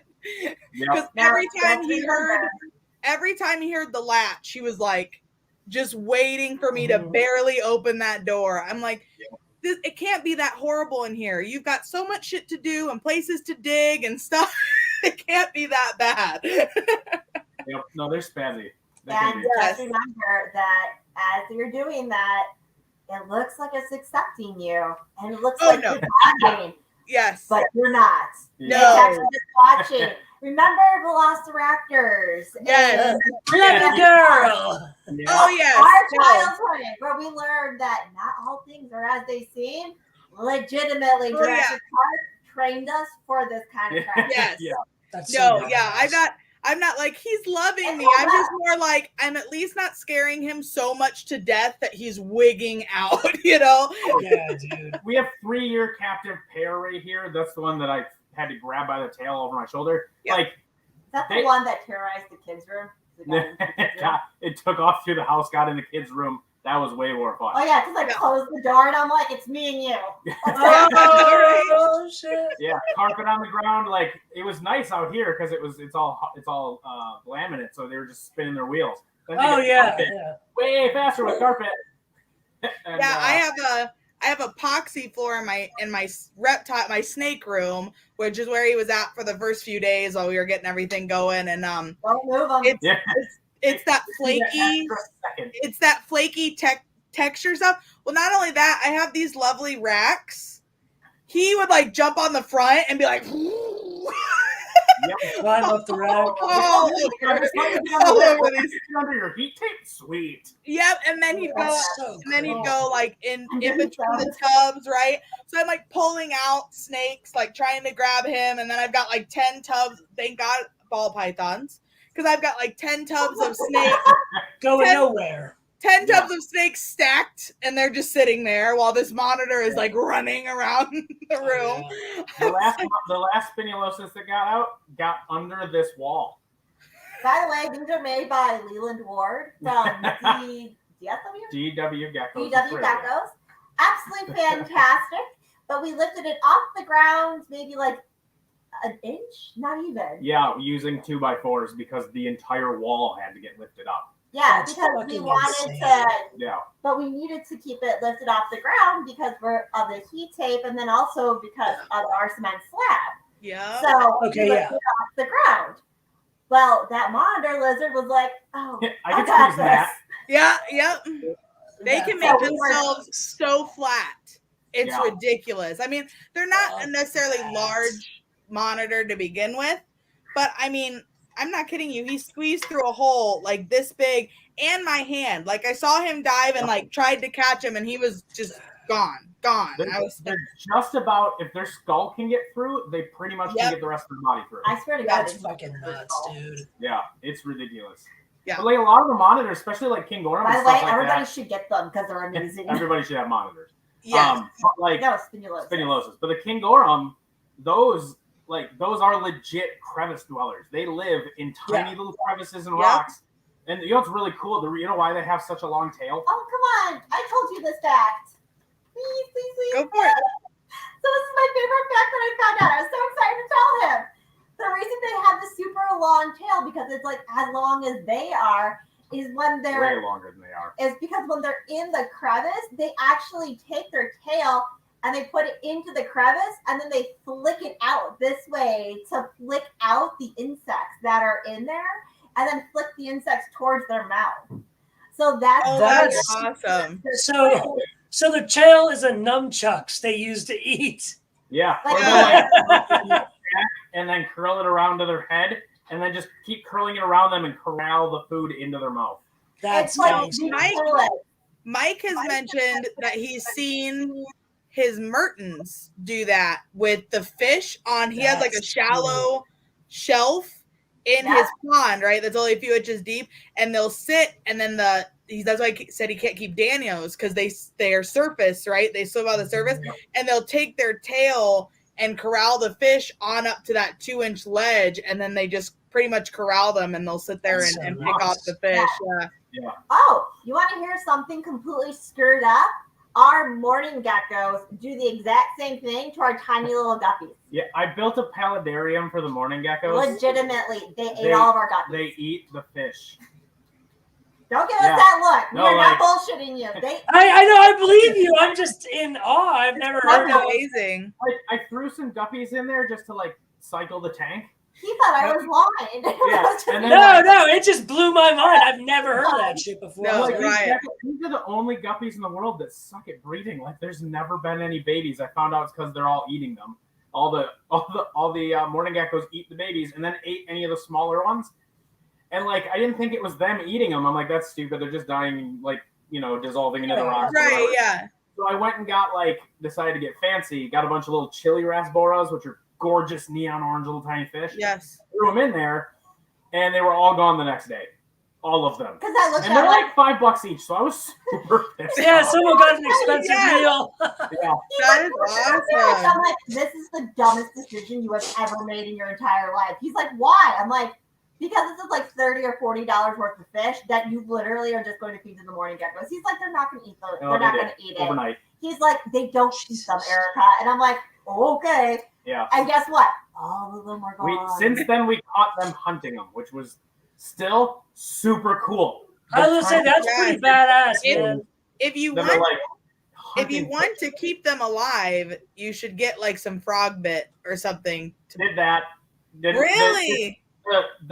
Yeah, I had enough to cover all of the water, but it's such a tall tank that there's not a good amount of light that filters down by the time it And gets they there. also used it. Yeah, and then they used it to put their feet on so that they could get closer. Oh no! Yeah, 'cause they're Adaptability at its finest. on that. They were like, "This is great, thanks, Dad. Like Yeah, this is the best thing ever." You rock, bro. Wow. It was amazing because we're like, oh, well, that sucks. And Yep, now we have scoop that crap out. 3 Yeah. fish that have That's the only survived. bad thing about it is it grows so quickly. I was picking up dog food today. I almost picked up like a gigantic betta to put in there because I kind of feel like that's the only way that it would have that thing would have a chance. That would be like the Loch Ness monster. Like no, yeah, but it's actually an aggressive fish. It might hold its own, Yeah, right? Yeah. or scare them enough to stop trying. Yeah, like we ain't fucking Like, with like you. Jaws coming out of the water. Stick your tongue That in is this water, dick. awesome though. But yeah, That is awesome though. But No, these that's are- cool. We're like, okay, maybe morning geckos need a little bit more protein. And so, again, back onto the nutrition thing, we Yep. started mixing and matching, God bless Alan Rapashi, with all of his, like, we're going to mix and match too. So we took his original diet and then mixed in, it's a The 2-to-1 ratio of the, what one? Fruit and grub. Yeah, the fruit and Okay. grub. Grub. So that it really packed the punch into the, protein, Mhm. and they are all just doing so great with it. But these little bastards, like, they were eating the frogs. They Yeah. ate the tadpoles. They ate the frogs. Like, Yeah, they actually I had tree they frogs killed in the there. frogs. They bullied the frogs until they died. They started killing frogs and throwing them in the water. And You like, might- so I had built a whole nother tropical vivarium in our living room to get my frogs out of the tank of tiny geckos murdering them. Yeah, it's fun. It's so much better now. Yeah, by the they're way. all I'm happy. sorry. It's not funny, but it's like interesting, right? You know? It's Remember crazy that we crap had, that you wouldn't think of. psychotic, like, morning geckos. yeah, your morning geckos are fucking mean. Right? We were That's joking fucked around. up, man. Maybe that's why they're called morning geckos, because they're like, No one likes the morning. like the executioner kind of style gecko. There you go. Yeah. God, what Yeah, was that that'd one be- last word? Did you guys see? I don't know if you saw it, Tinley, a couple of years ago. Josh's frogs actually auctioned off a male morning gecko. They hatched I one heard. out of like Oh yeah. out of over 10,000 babies. They hatched a male, and I heard. they had to get rid of it because the females were all trying to kill it. Like you should do this, we're gonna murder you. So now we know what a female dystopian society turns into. It's not dystopian. That is like just a beautiful society. Amazonian is Amazon- what it is. It's a bunch of Amazons. Like, That's not dystopian. you act like That's that. utopian. Utopian. Yeah. There's a part of me that I have that you appreciate that you wouldn't I have. think you have a pet. So If you as a pet. that's cute. Yeah, sorry. I'll still be able to be a breeder. Hey, Donut. You're just my pet. All right. So okay, with There we the nutrition and the morning geckos eating a lot, this is something that I just thought about that I was talking with May Dusa, who is what we had on last week, was reptile obesity. So right, that's the biggest like down reason why people should educate themselves. Where these animals are not out in the wild, they don't have the adversity that they would have in wildlife with other animals, diseases, competition, hunting for food, all that type of shit. So with that, have you guys ever thought about, or know anyone who's ever thought about, someone making a species-specific reptile BMI chart and a tool to measure the BMI of the reptile at all? It has been something that I know has been discussed in the veterinary side of things. Mm-hmm. It is not super easy to do because it's not. So a lot of it is temperature dependent. A lot of it is species dependent, and there's so many different things that go into it. And I love reptile breeders because we are reptile breeders, and I know how critical of us that we would be, like how critical we would be, especially if our animals came out on like the obese side of it. We'd be like, oh, that's horseshit. Yeah. Right. So I know that no matter what it is, it would get ripped apart and probably disregarded. That's a perfect reason for us to make one because we don't give a shit what anybody thinks. Yeah. So it's there. I like that. Yeah. It would take a lot more research into it, and to be honest, it would also take research into what the actual, what an actual perfect specimen looks like. Like you'd have to have an end of so many animals, that have the variation of age and size and stuff like that. So it would be like a really large undertaking. I think it's something that absolutely can be done. I think it would have to be crowdsourced information. But I think it can be done. I think that's something that VivTech could absolutely do, or would absolutely support somebody who wanted to do it. I don't know if it would be I don't know. I think a BMI scale kind of thing. I almost want to. We have. I hate the BMI in general. Well, it doesn't I see what you mean, like standardizing. Yeah. You don't want to standardize something. But one of the places where BMI and things like that kind of have a downfall, according to the BMI, even at 16% body fat, which is what that's the average American, you're considered overweight. At that percentage of body fat, my BMI says I'm dead. Well, it could not be a BMI, but a body condition score. But I was say, something like that. Yeah. Obese versus average. I was gonna say, I'm thinking more of you go to the vet and on the wall there's the dog and the cat chart, and they're levels 1 to 2, 3 to 4, 4 to 5. Yeah, at least, and of course that'd be very general, and that's the hard part of it, right? Is that it's such a general diagnosis or amount of data that it's hard to specify that completely down, right? Because I have a 3-legged pitty. He only has 3 legs. He got hit by a car before we got him, so he is 4 to 5 is perfect.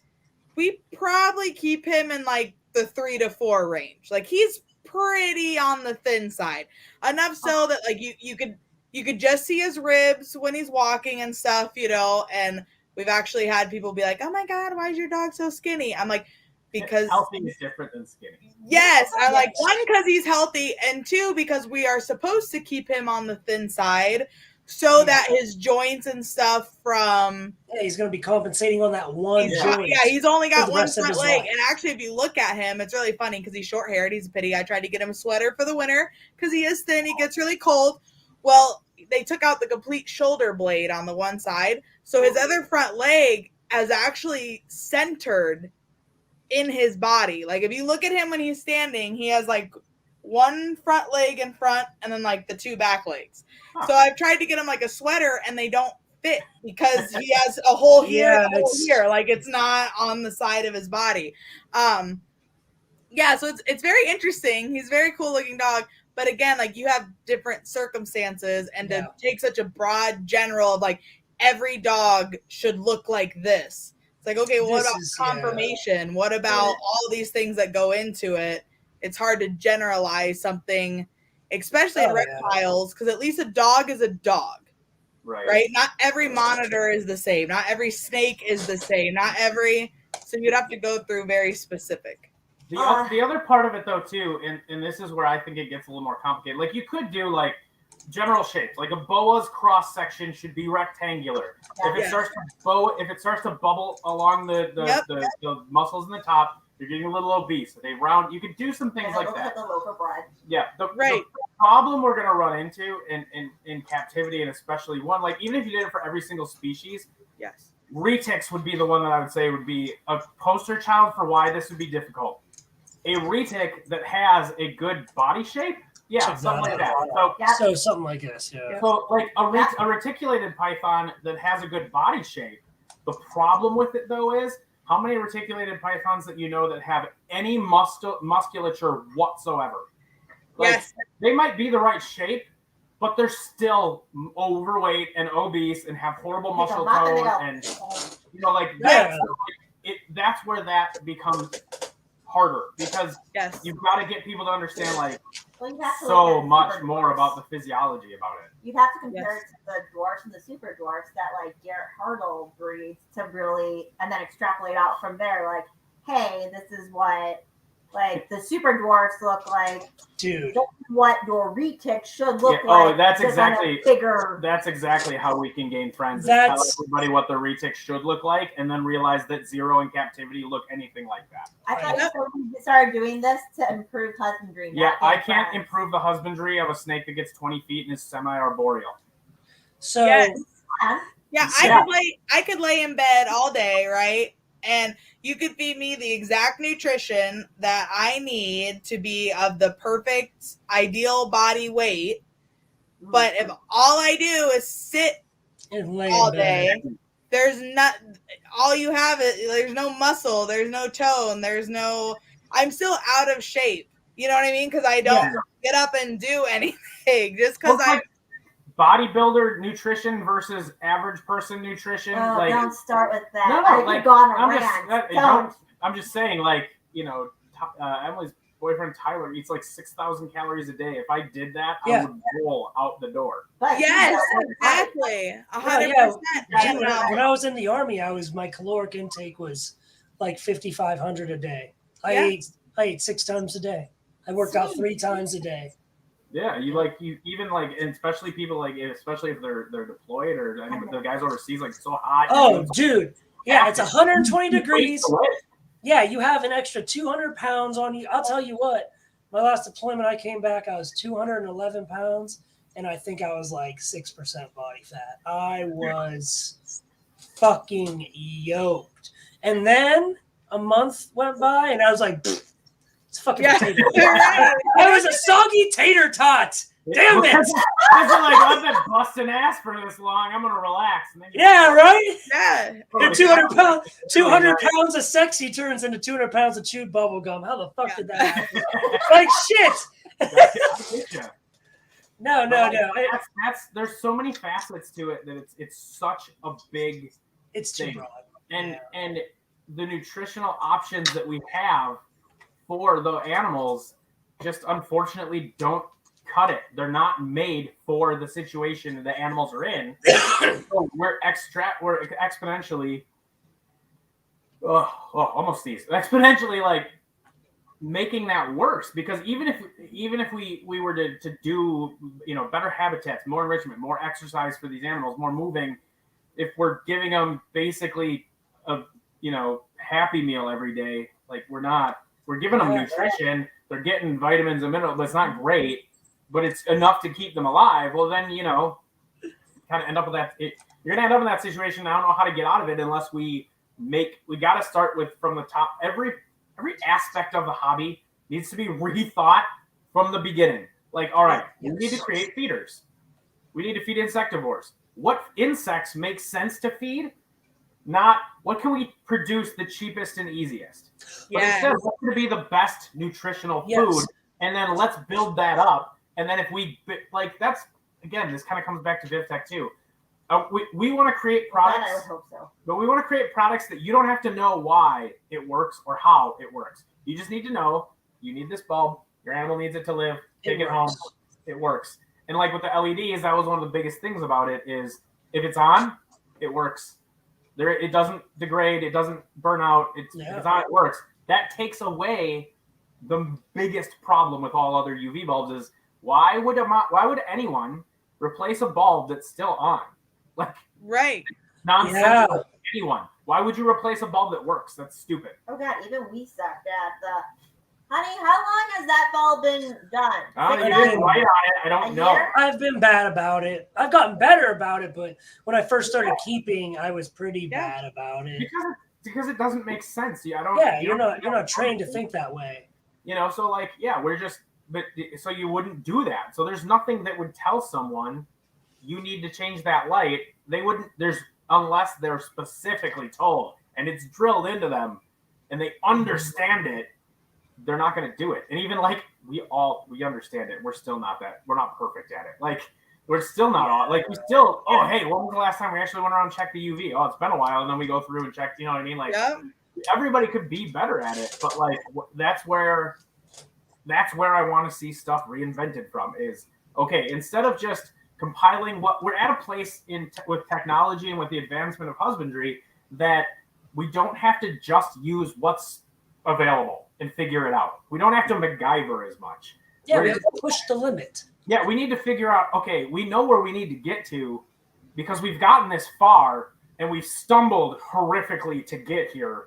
Now that we know where we need to go and we understand so much more about these animals in captivity, we need to take a step back and start looking at each piece and going, okay, what can we do to fix the known problems with this?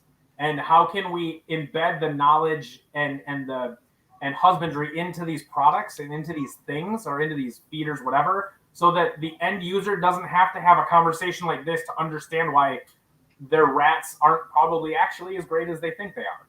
Like, and they would have no reason to even know that. Or their corn snake has pinhead syndrome, where their head is like, but the snake is like, and then it does this by the vet, and then a tail. Oh, that's fucked. You've seen that, like that kind of stuff, like it, but there's no reason for people to know it's wrong. Yeah, with the big loaf butt. Yeah. Or the boa constrictors that have the fat that's already starting to like harden, so it makes the little blob pockets. Yeah. Like snakes don't make smooth fat. Like that's our missing system. That's why there's a giant drum right here. This is all water. That was my gift to myself today. Is I usually fill up the 5-gallon jug on the top, and that runs the entire misting system. But I have to change it twice. Like I have to refill it every other day. But I like that. I don't want to hook it into a water line because if anything ever goes wrong and it's hooked up to my water line and we're out of town, it's just gonna flood my house. Yeah. So I wanted to have something that had an end. And I figured that based on everything that the misting system is on, I can actually drain 55 gallons and we won't flood the house. So I just bought a drum. This happens. Well, yeah. I might need to pick your brain on how you made that fun little thing. The tub and everything. It's just a misting system, and it's just running the inlet is just running into that giant drum. Yeah, it's just Miss King. Oh, awesome. Yeah. Okay. Yeah, it's just Miss King. Although, I mean, like, man, if there was this really cool, really new technological company that's looking for really neat things to do, I think that they might even find like a really cool misting system that they would bring to the hobby. Like that seems like something they might do in the future. I would look out for it. Yeah, maybe. The same company would all right. Keep the freaking hoses from. So we're an hour and a half in, and we've only gone through 2 questions. Dude, yeah, we need to. This has been awesome. So I know you just said this is a series. Yes, it's a series. This is about to have to be a series, and I'm fine with that. So you just said that you don't want to have to tell people why it works and what it works, but I'm going to make you. So what is UVB? What is UVA? And what makes the VivTech bulbs different and than all the other products out there? So UVA and UV. So UV light, UV or ultraviolet, which means that when you're looking at the spectrum of the wavelengths that the sun gives off go from ultraviolet all the way to microwaves, tons of different waves. There's radio waves and tons of different wavelengths. The certain specific area of where there's a specific tiny little sliver of wavelengths that are visible light, that is what we can see and all the colors that we can see. is a tiny sliver of the wavelength spectrum. The ultraviolet section of that one, of the lighting spectrum, is directly. It's broken into 4 pieces, but 3 are really only talked about, and that's UVA, UVB, and UVC. UVC is what's used in sterilizing equipment, so it's what's at your doctor's sterilizer, saltwater tank sterilizer, things like that. And that breaks down biological material, so it takes, what it does is it doesn't actually kill the bacteria or the viruses. It mutates them so that they can't reproduce. It messes with the genes so they can't reproduce. And if you only get one germ in your body can handle that instead of it immediately turning into thousands. So that's how sterilization works, but it breaks down biological material. UVB is used to synthesize vitamin D3, which is used to metabolize calcium. But shortwave UVB is what gives you sunburns and causes skin cancer. So again, also negative. And then UVA is what animals, including us, it affects our, we all use it. It affects our serotonin development in our brain. So like if you ever notice how like you're happier if you walk outside on a nice sunny day and you don't feel that same intense like positivity on a cloudy, crappy day, a lot of that's UVA, seasonal depression, things like that. So you can get those seasonal depression lights that you can sit under and read or whatever. Those are UVA lights. That's what they are. They're UV, like the LED ones are just UVA LEDs. So where reptiles use the wavelengths that they use in UVB is between 295, 296 nanometers up to like 345. So those are the specific pieces that they use to develop to synthesize D3 and part of all of that calcium development system. And there's multiple steps at different wavelengths in there and things like that.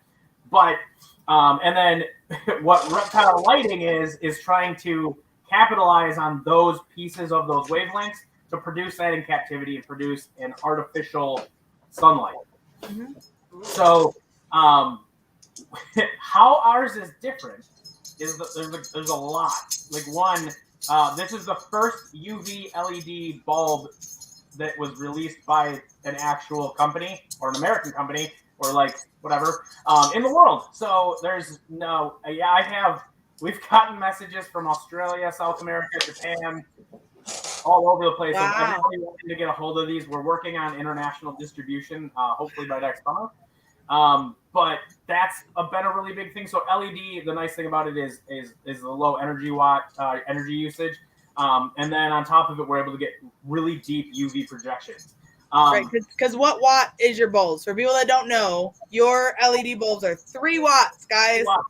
Like buy the cheapest damn fixture that you can find. You don't have to go out and buy like the big ceramic expensive name brand. I bought the desk lamp. I bought dimmable desk lamps and I clamped them on the back of my tanks and like it's a dimmable one. I got 2 of them for $14. Like that was my UVB light fixture, and I paid an extra $2 for them to be dimmable so that I can technically turn them down. And that's another cool thing about your guys' UV lights is that they're dimmable bulbs. That's fucking awesome. If you were to put them on like a dimmable, like a dimming timer, you can actually create sunrise and sunset with them. Mm-hmm. So that's okay. So I got $15,000 set aside for this dwarf caiman enclosure. Okay, because hello, you come to the okay. Well, I'm in Oklahoma right now. I'm moving in November to North Carolina. That's when I'll be hitting you guys up. I'm not even kidding. I plan on hitting you up, sending you pictures and everything of what I'm gonna need for shit. But what I wanted to do was make like a rail on an arc and get a dimming light so I could actually simulate sunrise and sunset. And you can do that with, even if it's just multiple units across and you dim them. Oh, that's a good idea. Yeah. And you don't got to create anything. You can just do every foot, or 2 feet, do a bulb, and then just have them ramp differently. Yeah, I'm going to do that. So not only are they only 3 watts and dimmable, but they're also have an aluminum housing, and they're like this big. They're tiny. They actually fit inside ZoomEd's nanodome, so you don't even have to get like you can put them in. The little 2-piece. Yeah, the teeny little even the teeny little single one. You're good. And then even better, they don't degrade over time like all the other sources of UV do. And they like most UV like bulbs. Good bulbs last a year. Some bulbs last 6 months. If you're Exoterra bulbs, you don't actually put out enough UV for an animal to use right out of the box. Yeah, you know, technically. But what? Hey, anyway, that's what I say. No, but like so you know, you do that and then you distract me, and then I have this whole thing going, and then you just totally sideswipe me. So terrible. Anyway, so like the good ones last a year, right? These last 4 years minimum, and have a 2-year warranty. So that's already a pretty big step in a different direction. The 2-year warranty, by the way, is like if something happens and it burns out before that point, or like send you a new one. Close. But like it doesn't count if you drop kick it across. Oh yeah, it's a limited warranty. Or like the other things have to be in their own dome. That's the one thing I will say is a downside of LED is they shouldn't get over 100 degrees. You don't want them to get over 110. It doesn't kill them, but it degrades their life quicker if they get too warm. So in reptile enclosures, I've had one person who was messaging me, asking me questions. They keep bearded dragons in wooden enclosures that are completely sealed, and wanted to know if they could use it. And I'm like, you can, but you can't have it right next to the heat light. The nice thing is that the midday blaze, which is our highest output currently, projects UV 3 feet. So it doesn't need to be that close to the heat light to still hit the same spot. Yeah. So you can move it away. That person had they're like, no, the top of my tank up at the top is probably like 180 degrees. And I'm like, that's not going to work. Welcome to one person that it won't work. But otherwise, that's the only downside to them. But some of the things that are the other cool thing about it, and this is something that I love, is all forms of UV other than the LEDs that we have, which I also want to put out there. You can go online and buy LED UV bulbs that aren't tested. The ones that we have are tested. We've done an enormous amount of work to make sure that they do what we say. We can show you all the bulbs we went through. Yeah. And all the different iterations and all the different manufacturers that we worked with for over a year and something. So for all the wonderful people who are throwing shade, and there's only a very select few that are throwing shade, saying that all the ones that come from a certain country are just crap because, all LEDs are crap. I can prove that no, that is not the case. And we do have all these ones that we work with. And we actually did get rid of ones that don't produce enough, or they produce too much. But they were also or they're producing in the wrong spectrum. Or my personal favorite. It was producing variable results. So very similar to the mercury vapors. Yeah. Where there's no quality control on it. You can get some that are great. You can get some that are completely crap. You don't know what you're getting. Just throwing that out there. Also, our spectrometer is the tits, as Brandon said. And we have actually sent our bulbs out for third-party testing so that they can get evaluated. As you can tell, I'm a little passionate about this because I did not appreciate the salt. No, well, you handled that better than I did. I did. You're not. You think you're cool, calm, and collected. You're not. But one of the things about all the types of UV that exist right now is fluorescent, mercury vapor, and metal halide. All three of those types. There's a couple things. One, they all degrade, and the reason that those type of bulbs degrade and the LEDs don't is because in order for let's talk about fluorescent. We'll use fluorescent. So fluorescent charges a gas with a ton of electricity, causes electrons to shoot all over the place. That's what you're seeing is, and then it hits phosphorus on the outside. When the electron hits that little, molecule phosphorus, it causes light, and that's what you see. So in order to get that light, that electron burns up that molecule of phosphorus, so it disappears. So when they're producing, it's a different phosphorus to produce ultraviolet light but it's still it's burning it constantly at a molecular level. It's burning it down. Metal halide's the same thing. Mercury vapor is the same thing. It's the wick of a candle. That's what it is. It has to burn through something in order to change into that wavelength. It needs to burn through something to shift it. LEDs are different. So all of those other styles of light are also have a lot of wasted energy because the electricity goes through them and then goes back into the grid. So you're paying for and using the wattage of what you're pulling, but you're not using all that energy. You're sending actually an enormous amount of it back. However, LEDs are a single point electrical source, so they don't have when the electricity hits the LED. That's it. It uses all of the electricity. It uses like 97% of it. And there's a little bit that's like heat and things like that. So so you can do an enormous amount more output with a tiny little bit of electricity. Yep. That's why they're 3 watts, whereas your other bulbs are because they use that much. Right. Way more. Because they use that much, or I guess I should say, because they're using the energy more efficiently, essentially. Like everything that they're taking in, they're using instead of taking in a bunch, using a small percent, and then sending it back out.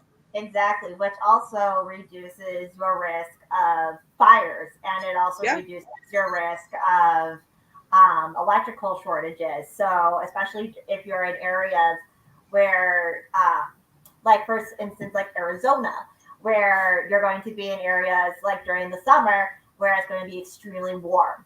And you have a lot of people who are going to be running their air conditioners. This is going to help reduce the burden on the electrical grid that Ryan had mentioned. That's going to help prevent things like rolling brownouts. Or that's, wow, you went macro there. Holy crap. But our bulb will save rolling brownouts. Yeah. Our bulb is going to save the world. No, but I'm like, but these are that is fashion, damn. Yeah, right? Like, well, but these are conservation things. He does think on like conservation of like these are our pillars of conservation.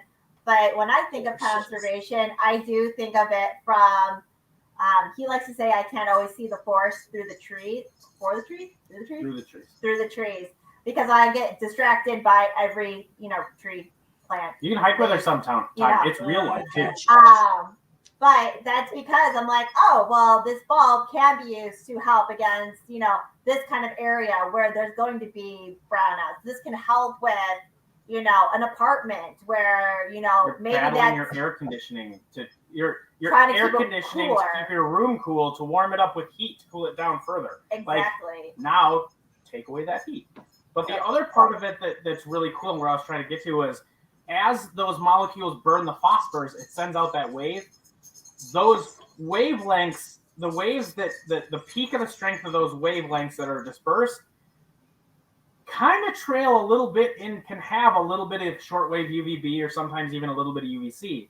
It's not generally enough to hurt an animal, but it does exist in the bulbs. And in 2008, there were a bunch of bulbs that came into the country. Zilla, Zoom at Arcadia might have even had them. I'm not sure. But there were. No, I know. I'm saying, but they were out of spec. They were used the wrong phosphor, and it caused it all to be UVC and shortwave UVB. So it was burning animals' eyes out, and caused a bunch of animals to die. That's actually where the stigma of fluorescent comes from. Was that exact situation? All the bulbs were recalled and destroyed, but that caused a big problem. But the thing is, even bulbs that aren't that bad, weren't messed up, still produce a little bit of UVC and shortwave UVB. Because of the way LEDs work, I can make them produce a 3 nanometer wavelength band or a 100 nanometer wavelength band. And if I don't want them to produce shortwave UVB, we just don't design them to do that. Or we make UVC, or we can choose how we want it to be because we do want the UVB. Right. But we can really dial it in, which has been amazing. And I think a big part of that is the UVA that comes out of it is why you're seeing the changes in your turtle. Yes. We actually, so this is cool too. I found out we bought a photospectrometer, which for anybody that doesn't know is this incredibly expensive piece of equipment so that I can see it on a chart what kind of light the bulb is putting out. And that's it. Yeah, that's all it does, right? Yeah. That's an enormous amount of money to hook this up to a computer and turn on the light bulb and go, that's good. Oh, no. And then that's it. That was all I needed. Oh, no. We bought the photospectrometer. and then we returned it because we had to get the other one because the one that we purchased came out of spec for what we wanted. So we sent it back so that we could get one that we thought was better and more in spec. So, by the way, everybody is welcome. So we got that one, and then we had to get a different LED cable, and then we had to get this teeny tiny little head. It's a cosine. It's a cosine reactor. It's a cosine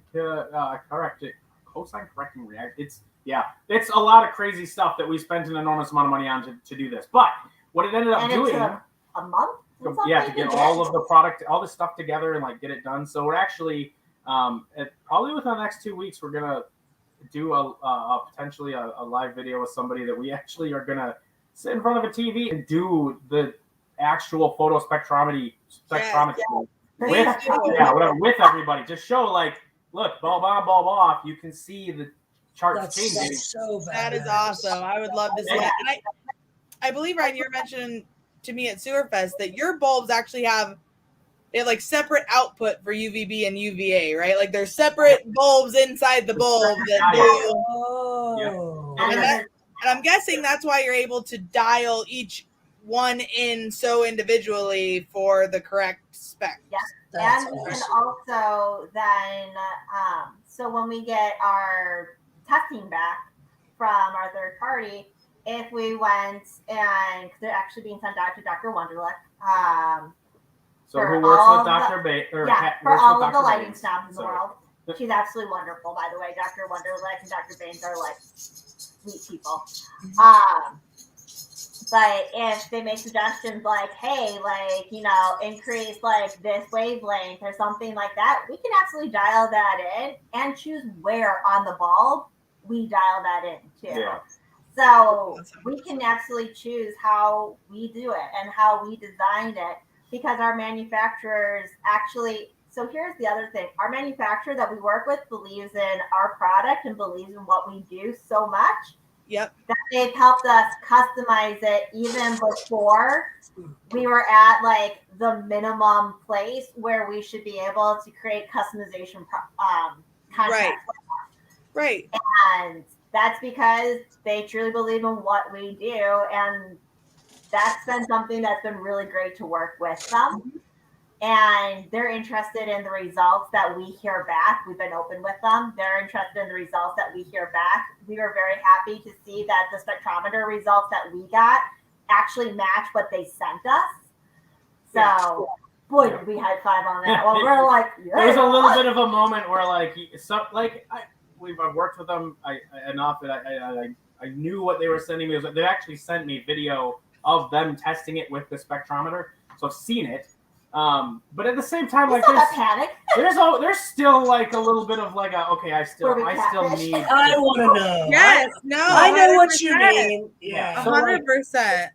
This is the other thing that ended up being kind of funny to me is so when I was with Zilla, like they didn't have a photospectrometer. We just I believe sold the bulb, manufacturer and sold the bulb. Yep. We're the only company that makes reptile lighting that has a photospectrometer on hand. Yeah, we found out that other ones don't either. Arcadia doesn't, ZoomEd doesn't, Exoterra doesn't. Only we do. So we're the only ones actually testing our own bulbs while we develop them. And not only are we testing them, but we're willing to do it in front of y'all. And send them out to third parties still. Yep. We're putting our money where our mouth is. And we are the ones that when you come to our shows and we are there at our booth, you can come and you can test our bulbs against other people's bulbs if you want, but we put our bulbs into it and you can test them with a UVB meter and a UVA meter if I haven't stolen it to go herping. But you don't have to trust just our brand. Like, oh, this is theirs. So obviously it's going to read well. We bring Solometer ones. And we bring a 6.2 and a 6.5. So the most recent iteration, and then their last generation, iteration. And we bring those two so that everybody else can look at it and see it too, that this is the real deal. And please test it for yourself. We'll let you bring over a competitor's bulb, screw it into our unit. We built a little unit. Her dad actually. I'd say my daddy did. That I gave him, kind of drew something up. Like my background's engineering, so I drew it up. He built it. It's awesome. But it's just this little cabinet that has 2 sockets, and then you can check the bulbs. So you can bring over a competitor's bulb. When I was in Tennessee at a show, I had a store come over, and they're like, they didn't believe it. So he had them go grab a Zoom Ed bulb and bring it over and screw it in, and our bulb outperformed it. I'm like, you bring it right here. Like, Yep. I can hide that from you. I'm talking about. But like, that's a big part of what we want to do. Is I want everybody to be as excited as we are about the different technologies and where we're able to go and what we can do. Accountable. And we want to. I've seen how these companies work and where their goals and their passion are, and I can tell you which ones I appreciate and don't. And really, when it comes down to it, is I feel like Zilla is a good company with it. Yeah, but like I feel like we just need to be more open about this kind of stuff, and we need to be able to say, like, hey, if you test one of my bulbs in some piece of equipment that I don't have, and you tell me it sucks, send me the report. Show me why. Show me why it sucks so that I can fix it. Because I don't want it to suck. I'm not going out to chuck these at like Petco and PetSmart. Actually, we refuse to sell to any major box stores. So the other part, like only mom and pop. Nice. The bigger part of it is that I'm totally cool working with them, but they're going to have to sign my contract, and they're not going to do it. So, like, Also, I don't believe in it, and I'm the other half of the business. So even if he was like, we're going to do it. But like, it really just comes down to like wanting to allow people to have that knowledge, be open about it, let them come up and like put our money where our mouth is. That's, speaking of which, like, conservation and USARK and all that stuff's important to us. They're in the calculators that I made for pricing out all of our stuff and building out all the products. Is Excel, by the way, makes him super sexy. If anybody wants Excel work, it's amazing. I can make you some Excel. Oh yeah. They're just like, hello. This is how I get laid. Hell yeah! I love it. I have a computer programming degree. Oh, so I totally get it. Yeah, yep. I am right on board with the Excel. Like built into our the pricing in our product from the beginning. Every single thing we sell, 5% of the profit, 5% of the money that we would get is donated to USARK, and another 5% is donated to conservation organizations. And when you check out on the website, you can actually pick between 10 to 12 different organizations of where you want your piece to go. So if you're a turtle person, you love turtles, you can pick the Turtle Survival Alliance. If you love your dart frogs, you can pick the Amphibian Foundation or the International Iguana Foundation, or that has something to do with dart frogs, but if you were but we even have like amphibians, baby. Iguana but like it there's something cool for everybody, and it's about time. Like everybody always says, like, oh, you don't love animals if you only like the furry ones. Well, you also don't love reptiles if you only care about the ones that you can touch and keep in your house. And that's true. Yes. Pandas are dumb, and they should all die and go extinct. Ryan! They're horrible pieces of crap that take up room that other. Oh my God! Stop! Oh my God! I hate pandas. Oh, pandas! They just get high on eucalyptus. Dude, I feel that way about koalas. Yeah, you know what happens when all the pandas die? Bamboo still just grows. Yeah. So I thought if the pandas all die, we lost kung fu, but that's all right. Yeah, like, I feel like that's been we got that down. I got it. We got kung fu, so the pandas can go. Yeah, they can just it's literally an animal. Like, if we're gonna raise money for pandas, it should be to get them all helmets. It's an animal that eats sticks. Ryan, stop it. Yeah. Stop eating pandas. It's funny. I agree with you. Yeah, they're It's stupid. funny. It's all right. It's all good. They are just big ass derps. So I got a question. Do you guys make the tube style bulbs? Erica, you saw that and said not yet. So there are plans to make tube style bulbs, or are there a reason why we don't make or use tube style bulbs? We are, as soon as I say that, we are looking into a couple different types of linear fixtures. And we're going to be kind of testing some different options to do that. And then she'll tell you why we're hesitant to do it in the first place. Thank you, Ryan. So the reason that we're hesitant to do it is, generally speaking, when people are utilizing the linear fixtures, we've been conditioned as reptile keepers with the gift of reptile lore, unfortunately, which is that you need to give them UVB all the time over every aspect of their enclosure. And that was, again, as he had talked about before, with the fluorescent bulbs and the phosphors. So you needed to maximize the amount of exposure that you had to those phosphors, because you didn't know where your UVB was really going to settle, unfortunately, like where the phosphors were going to be like at the best mix, like especially during like the last part of the life of that bulb. You really wanted to make sure that you had the ability to utilize it. The problem is, though, is that it creates a gradient that covers the entire span of the enclosure, and it doesn't allow for these animals to ever escape the intensity of that UV lighting. So you're looking at just broad, intense UV lighting across the entire span of that enclosure that they can't get away from unless they have like hides and stuff like that. And with just the general idea of like, get your bearded dragon, put it in a tank, put tile on it, put a half log in there, give it a water bowl. Where's it going to go? And people also forget that tile is refractive. Like the reflects, light, not reflective, but refractive. So like all that light will, like you said, Brandon, will bounce off, and that UV bounces off too. So they're getting it from the top where they're protected from the harshness of the UVB, but they also then get it from the bottom too.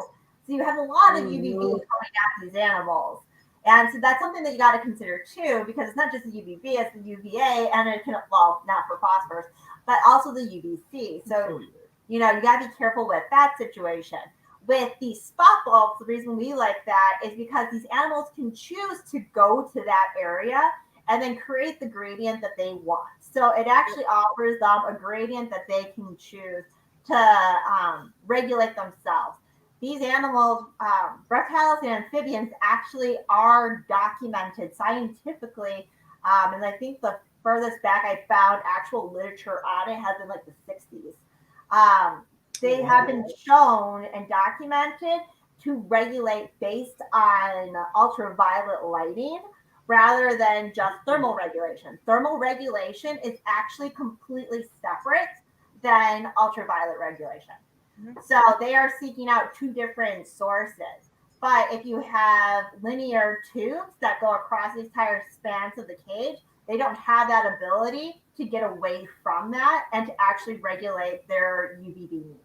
So when it comes to the bulbs, and I just want to clarify this. So the reason, and you said gradient with a tube, I don't want anybody to be confused. So when you have a tube, I didn't say gradient with tube. I said gradient with the spot. The intensity of the UV, the strength of it, gets higher as you get closer to the bulb. It gets lower as you get further away.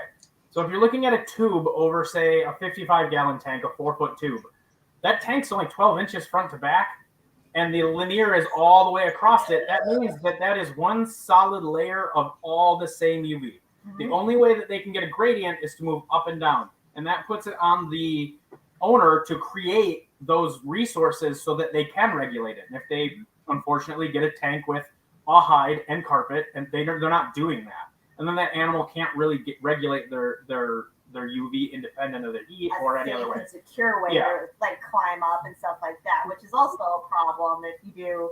Was it the shale rocks? Oh, hold on, you're going off. Yeah.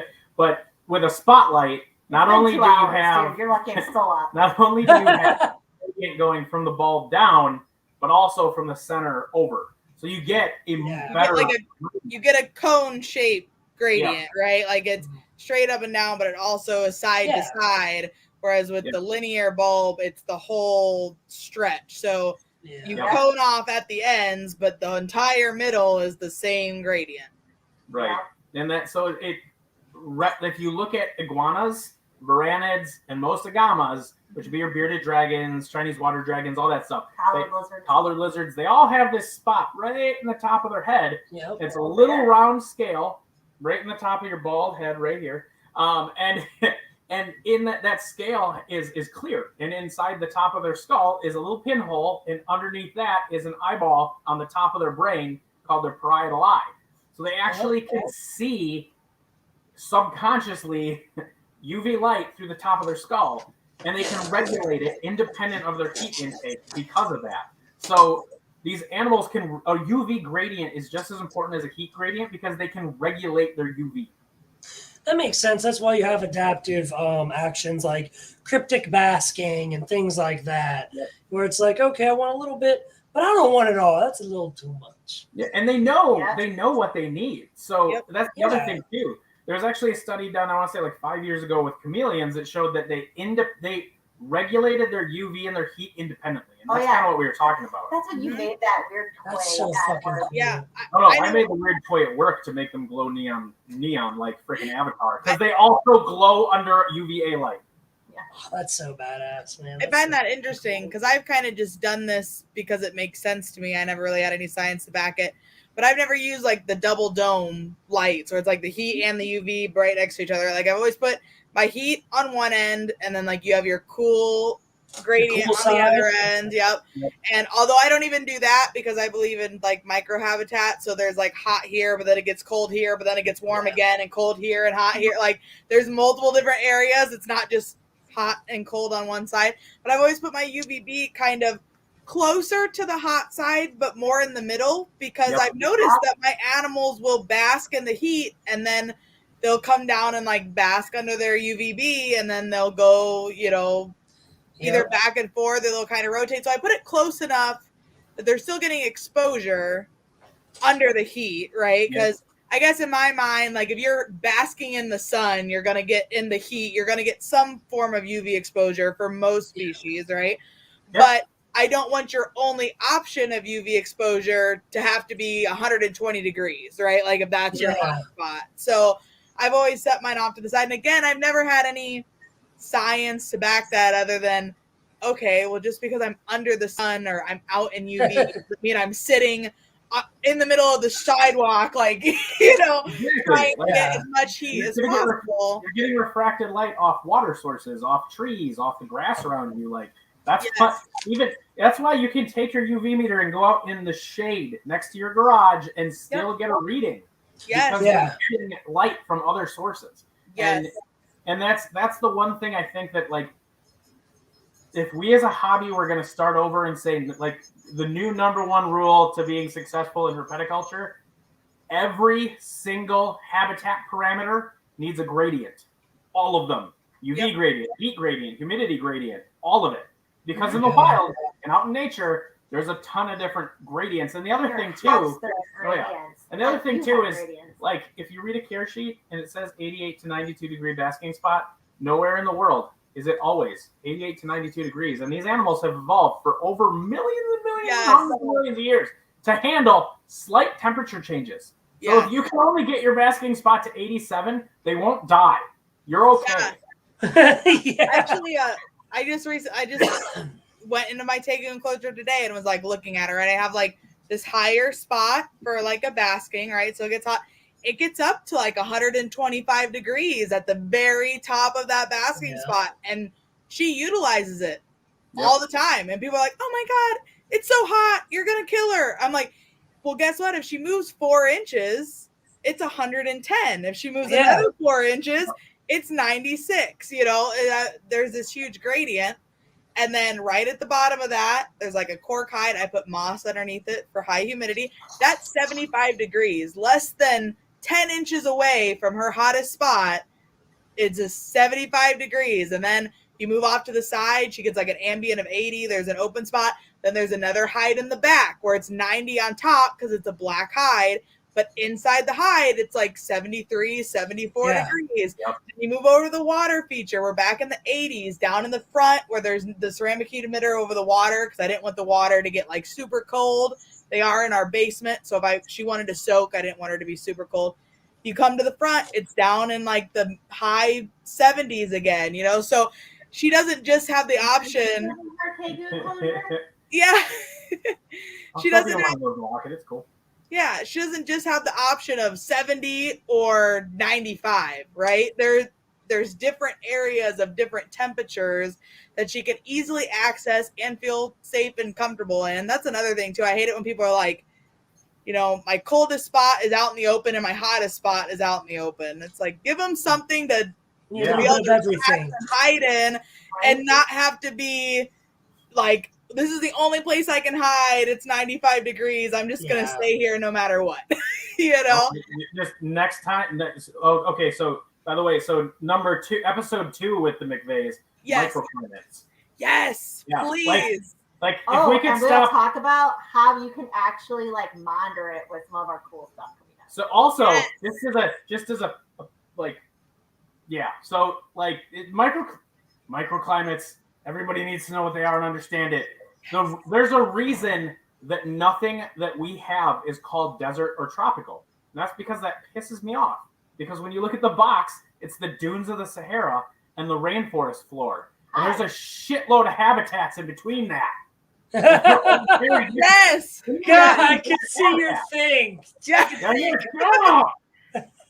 Even within those habitats are massive differences. Yes. Yeah. The rainforest floor. Dart frogs die if they get above 80. They're in the rainforest. It's above 80. Why is that? That's because at eye level and our level, it's hot as hell and humid. And when you get down to the bottom foot above the dirt, it's cold. Yeah. Yeah. Now, I want to be like at the level of my eyes while I'm walking in the rainforest. And I want to be buried on the ground. And I'm comfortable and like I can live there. I like it cold. I didn't want to be like crawling on his belly with the dart frogs because that's his preferred time. Because it's 60 degrees. Yeah. All right. Yeah. That's me. I'm on the ground. That's why we didn't call stuff desert. Like the midday, the high output bulb is the midday blaze. Oh my Midday god, blaze. that was such a pain in the butt because we argued over like how to get people to understand without saying Desert. the B word. Yeah. Like how do you make people understand that it's for animals that would be on a rock? That's a tough one because I can't think of anything. Yeah. Well, that's what we want. It's midday baskers. It's high intensity, sitting out in the middle of the day, basking under the sun at the equator. The thing is, most people don't think about this. Like when you think, if you're thinking desert bulb, what kind of name 3 animals that you think would be desert UV? See, right off the rip, you got blue tongue, or my bad, beardies. Bearded dragons, yeah. Beardies. Chuckwalla. Chuckwallas. Egyptian Uromastyx. Yeah. All super desert animals. That's You want to know what the most UV needing reptiles on the planet are? Cyclura. They're rock iguanas in the Caribbean. Yeah. They stand on white beaches at the equator in the middle of the day on white sand. Yeah. Like they get blasted with UV. And it's saltwater. So there's like hella refraction. Yeah. So Yeah, like how do you so you don't call it desert. Crazy. Because they live in the desert. Not even close. Tropical. It's the tropical, And that's one thing I love about. That's why there's a rhino iguana on the front of that one. Yeah. That's what I love about your guys' product, and that I've never seen with any other like UV bulb, right? Is there's literally a list of species on the back of the box. That's so and badass. it tells you what zone each species needs to be in. Well, in the biggest, I love you guys. Yeah, it's not just one UV bulb that you set on. Like I went through and measured. Like it tells you 13 to 15 inches, right? So I actually had to mount a screw in my wall and like clamp it, and then I zip tied it because I was in the zone below it where it was like harmful UVB to that or UV to that specific species of animal, you know, and it was just it's like amazing. And I ended up doing that with my box turtle because I just put the lamp, I'm not gonna lie, I didn't look at the box. Like I put the bulb in, I clipped it to the fixture, and I like put it down, and I was like, all right, cool, we're gonna do this. And then I talked to you guys at Sewer Fest, and I was like looking at the box, I'm like, oh my gosh, there's a species specific list on this. I like, and it tells me that it's supposed to be 15 inches. Mine was at like 11. That's you know, so I went through and was like cranking my thing up, you know, and well, that's because most other manufacturers, you wanted them close. You had to have them close. Yes. Yeah. And ours, you don't. And then there's some different ones I'll be coming down the line that you'll have to be careful and pay more attention to the box. Now we're trying to think of like larger enclosures. Right. I might have a bulb on my desk in the other room that can project UV 6 feet. Okay, so that's what I'm gonna need for my that's what Cayman, everyone's because gonna need, I right? literally can swim in my Cayman's pond. Like that's how serious. Perfect. Yep. Yeah. I ain't fucking around. And what? It won't burst into a fireball like And the entire outside of it is aluminum housing. You can beat the crap out of it. Our monitors aren't going to hurt it. There's nothing you can do to it. But that is so much cool stuff. And like you said, Erica, originally you used to want to get it as close as possible. I thought it was just awesome that your guys didn't put off any heat. I was like, I could put this thing like 2 inches from the ground. And the animals can touch it. Yeah, and it does. They can wrap around it. I did not believe it, guys. No offense. I did not believe it. So I plugged it in. I left it plugged in for like. Let me say that crap. Always take caution. Yeah. I have a lot of dick and ask everybody else. Yeah, I left it in for like 6 to 8 hours, turned on full blast, right? And I go up to the lamp and I'm like, gonna touch the ceramic base, and I'm like, oh shit, I hope I don't get the burn out of me. I picked it up. The thing is cold, like ice cold. I'm like, there's no way. First of all, stupid me, right? Immediately turns it and looks. They're very bright. Very bright. They're very bright. They're very bright. So very quickly flipped it off, turned it back over. Like I could unscrew it. Like it'd been running for 8 hours, and I just reached in and like unscrewed the bulb, and there's no heat to it at all. I mean, there's just nothing. They're just not. And that's what you said about the distances. That's what that's every question I'm getting. When it comes to the website is like, hey, which bulb is best for my bearded dragon? And I'm like, well, what's the distance? How high is your fixture? For most enclosures that would be doing like dart frogs, you would use the first call bulb because it only really puts out UV about 12, like UVB 12 inches away. And that's really meant to be really low output for stuff that's only getting tiny bits of refracted light. Yeah. But if your enclosure is 5 feet tall, that bulb's not going to do nothing for you. Yeah. And you're going to need something like a jungle cover, because we were actually at, I think it was at Schaumburg, and I was talking to somebody, and they were mentioning that they had, what was it, crested geckos or something like that. And I'm like, oh, you're going to need a jungle cover. And Ryan came out, or a midday. It was a midday blaze. And then Ryan came over and he's like, wait, what? Like, it's a little high. And I was explaining, I'm like, well, their enclosures are just massive. And he's like, yeah. Like, that's legit. And they're all very heavily breeding females and stuff like that. And he's like, right. Different enclosures. And he's like, that makes sense. Yeah, exactly. And then like abronia for the most part. I was just gonna ask. There you go. Jungle cup, but they do really well with jungle cover. They don't need they have a super high output, but again, it's very dependent on the height of the enclosure. Most of the enclosures that you're gonna have though are gonna do best with like jungle cover, because they will climb up to where you're. Gotcha. They're very good at regulating themselves because they are they're an arboreal species, and on top of it, they're a diurnal species. That's what they are meant to do. Yeah. What I want to do is get those bulbs over, our really nice, the ones that don't exist but do exist, our 6-footers. And send them over to some zoos that we happen to know. And you better be freaking listening to this. And get them into the Tuatara exhibit, because I want to know how well they do at them. Because Tuataras have such a high, seriously, text me right now. Have such a high UV need. And they bask all the time, but the problem is that they are very temperature sensitive, so they need a very low temperature. We're talking like animals in like the 50s and 60s. Yep. No, these are super low temperature Oh. animals with extremely Extremely high high. UV need, very similar to a bronia. But a bronia are actually like, to which I look at a bronia and go, oh my God, you like it way too hot. We can't. Like, I love the Twitch Harbor buildings. They're so comfortable. oh yeah, I was would Oh live in them. yeah, I bet.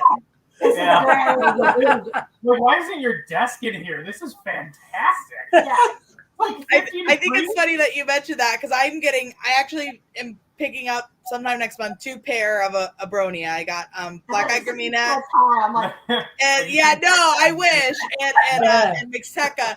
But I have a room that I'm building like behind my snake room because all my snake room and my monitor room are just too hot. Like the ambient's 80 to 90 degrees, you know, it's hot. And I'm literally moving my office out of my monitor room into my Abronia room. I'm like, it's gonna be like 70 degrees, 60 degrees in here all the time. It'll be great. and it's great for anybody who breeds fans. Any of the Europlatis. Yeah, any of the Europlatis, actually. Europlatis. It's absolutely fantastic for them because, again, very, very low temperature. They do not tolerate those higher temperatures, but they need the higher UV output, even though for a long time they wasn't considered a high UV output animal. And it turns out that they actually do need higher UV output. Sarah Grandis. Sorry, oh my God, I almost said her last name wrong and she would have shot me. Yes, she would have. Yeah, you met her. She would have. Yeah, she would have been like, what? No. Oh my God. But Sarah Grandis actually has started working with Europlatis recently, and she actually messaged us and was telling us how they made such a large, like those bulbs have made such a large difference actually in like even how they've been responding because it's not giving off that excess heat or anything like that. And it's in a natural light spectrum. That UVA is exceptionally important. The jungle cover actually has a higher output of UVA that seems to be extremely important for those high UV needing animals that have a lower temperature threshold. That's super exciting. Yeah, I've actually been talking to a few people that keep a bronia about how they need a little bit of heat, but really not like there's not a lot of things out there to produce that little amount of heat, you know. So a lot of people that I've talked to use the tubular UVB fixtures and they're like that. Yeah, and then, you know, and then they have like a 25 watt heat, you know, halogen bulb or whatever for like heat, right? And because very minuscule, and they're like, it makes the perfect gradient because the UVB puts off enough heat to be a slight hot spot, and then you have like the you know halogen. I'm like, okay, but I'm not using a UVB bulb that's going to put off heat. Like I've got to find something else to give me that gradient. But and they're like, well, what UVB bulb? I had a couple people ask. Like, oh, they all give off heat. What are you using? And I'm like, nope, no, they don't. They don't. Not anymore. No, exactly. So, but no, it's interesting, you know, how we are finding out now that these different species, even in the low temps, that UV is still so important. I mean, just because you live somewhere cold doesn't mean you don't get any sun. Off the screen. No, so I'm noticing like I think your camera has like a fisheye lens because this arm is huge and this one's not. It's the focus. Yeah, I'm like it is. I would never have noticed until you said it. But I moved and I'm like. Do you guys watch Rick and Morty? Going out of town arm. It's okay. Do you guys watch Rick and Morty? Oh yeah. So like the strong, like he's got the Oh yeah. Yeah, those strong arm episodes. Yeah. This is the arm of a dude. Not this one. This is the arm of a guy. There you go. Yeah. So. Yes. You're all backwards. So are we for real doing a series?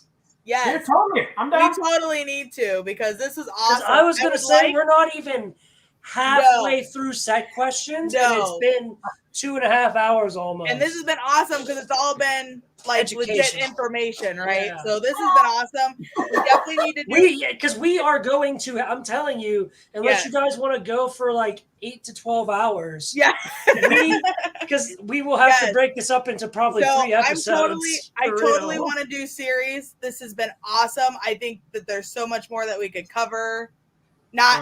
And not just in UV, right? Like you said, like microclimates. We need to literally have a whole episode. So and you know what, guys? I wouldn't mind doing with you like a pre-recorded series, so we could put like charts up on the screen while we're talking and audio over. Oh, so that's a good idea. Maybe not necessarily doing lives, but just doing like a true educational series. I think that would be really awesome just to kind of get some information out there. But I would like to get to like audience questions because we did have some people bring in some questions.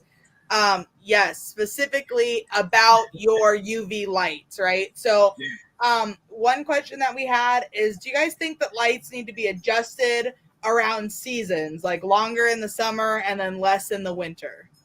I think it completely depends on the species you're working with and then also what your end goal is. So if you are looking to brumate an animal, for instance, if you are looking to do something with your 3-toe box turtle and you're looking to breed them, then you're going to want to start cycling down your lighting and get them ready for brumating while you're starting to pull food and things like that, drop the temperatures so that you're triggering those hormonal responses before you shove them in your fridge. So I think it does depend on that. There are some snakes and lizards, honestly, that do well with seasonal changes. Like, okay, now we're having longer seasons, but you might want to take a look then at, okay, the days are getting longer now, but there's a lot more rainfall.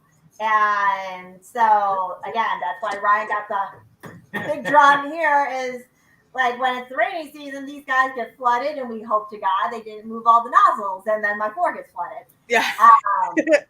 So, but taking a look at that, and so pairing the seasonality with that. But otherwise, if it's just your normal like day to day, I don't really see much value in it. Yeah, that's something like seasonal changes, especially when it comes to most reptiles. Like brumation, I get asked all the time, like, should I hibernate my animal? Like box turtles hibernate in the wild. Should I hibernate them? The only thing that can happen during hibernation is it goes well or it doesn't, and the animal passes away. So you're risking your animal to get no gain if you're not looking to breed or do anything. It's not going to change their life to hibernate or not. There's very few species that need to go through any kind of seasonal change if you're not breeding them. So that's kind of something I think that you got to think about too. And what you were saying with like, what's your intention is your intention to breed them and to create that to start cycling them hormonally, or are you just curious because that's what they see in the wild? Because they also see like predators and disease without veterinarians, and I'm not doing that. And raccoon injury. Things like that. And deforestation and all kind of stuff. There's some stuff we want to copy. There's some stuff we don't want to copy. Yes. And I want to say, if you are going to do the seasonal changes, what is nice about our bulbs is, again, they are dimmable, so you can change like the varying amounts. So if you really wanted to get like hardcore with a storm or something like that, you could like lower the light and stuff like that. So you can get like nutty with it. But also, our bulbs don't flicker. So if you take your camera and video, like slow-mo video. I know what you're talking about, the flicker, yeah. Yeah, if you slow-mo video like your regular LED, or not your non-LED bulbs, or your fluorescent bulbs, and then you play it, you'll see like flicker, flicker, flicker, flicker, flicker, and it looks like a really bad like haunted house, and you're just like, oh my God. Ours don't do that. And so part of it is we're wondering if some prey species also find it less stressful with our bulbs, and that's maybe why they're more active. because they feel more secure because they're not constantly looking at the flickering and wondering if it's like a predator that's overhead. Like a shadow, right? Like it's a constant, like every other second or every other millisecond of a shadow, right? Yeah. Super annoying, and it gives people headaches. It's why birds can actually see the flicker of fluorescence, and that's why they'll start to pull their feathers and things like that. And that's oddly enough. God, I wonder if that's Yeah, so that actually might be why our spinulosus pull the fluorescent bulbs out. Any fluorescent, like the Zilla Nano, like mini UV bulbs, or what we have a lot of our stuff, they yank them out. Like they go up and pull them out. So I hate it because it's a pain in the butt and I have to fix it all the time. But like that, and like birds, like I said, they get stressed out when they're under fluorescence. These don't flicker. I mean, I don't think they do at all. They don't have a. If they do, they don't have a percent. Either that or it's. I have to get it out. I'm pretty sure they don't flicker at all. But anyway, that also makes it so that you can use them for birds. So UVA and UVB for birds as well. Look, that's a big thing, right? Look at that. That is another way you talked about your product saving the world. Look, there's a way your product could save a life. Yep, and Tracy, that is something that we can verify for sure, is the actual flicker rate on our products, because the flicker impacts my migraines with it, especially if they start to go in and out. So definitely not as bad as seizures, and I never actually even thought about the seizure aspect of it. So we will definitely take a look at that, and then I can reach out to Liz and Brandon, and then because I'm assuming that you're probably a long-time listener to them, and then have them reach out to you with that answer. Actually, most of our questions are from Tracy. She was very excited for these, awesome. So we appreciate her support 100%. She's awesome. Yes, she is. Another question we had is, if the lights are on the outside of the enclosure, are the animals getting enough UV through the screen? So should the lights be used inside or outside the enclosure? So all screens block some percentage of UV. Generally, you're looking at between 15 and 30% max. Depending on the screen, unless you're using perforated metal. So perforated sheet metal, like what's on a vision cage, cuts out like half of your UV, versus like a very wide, like a chicken wire type screen, a quarter-inch chicken wire fence. That's not going to block that much. So it really kind of depends on that.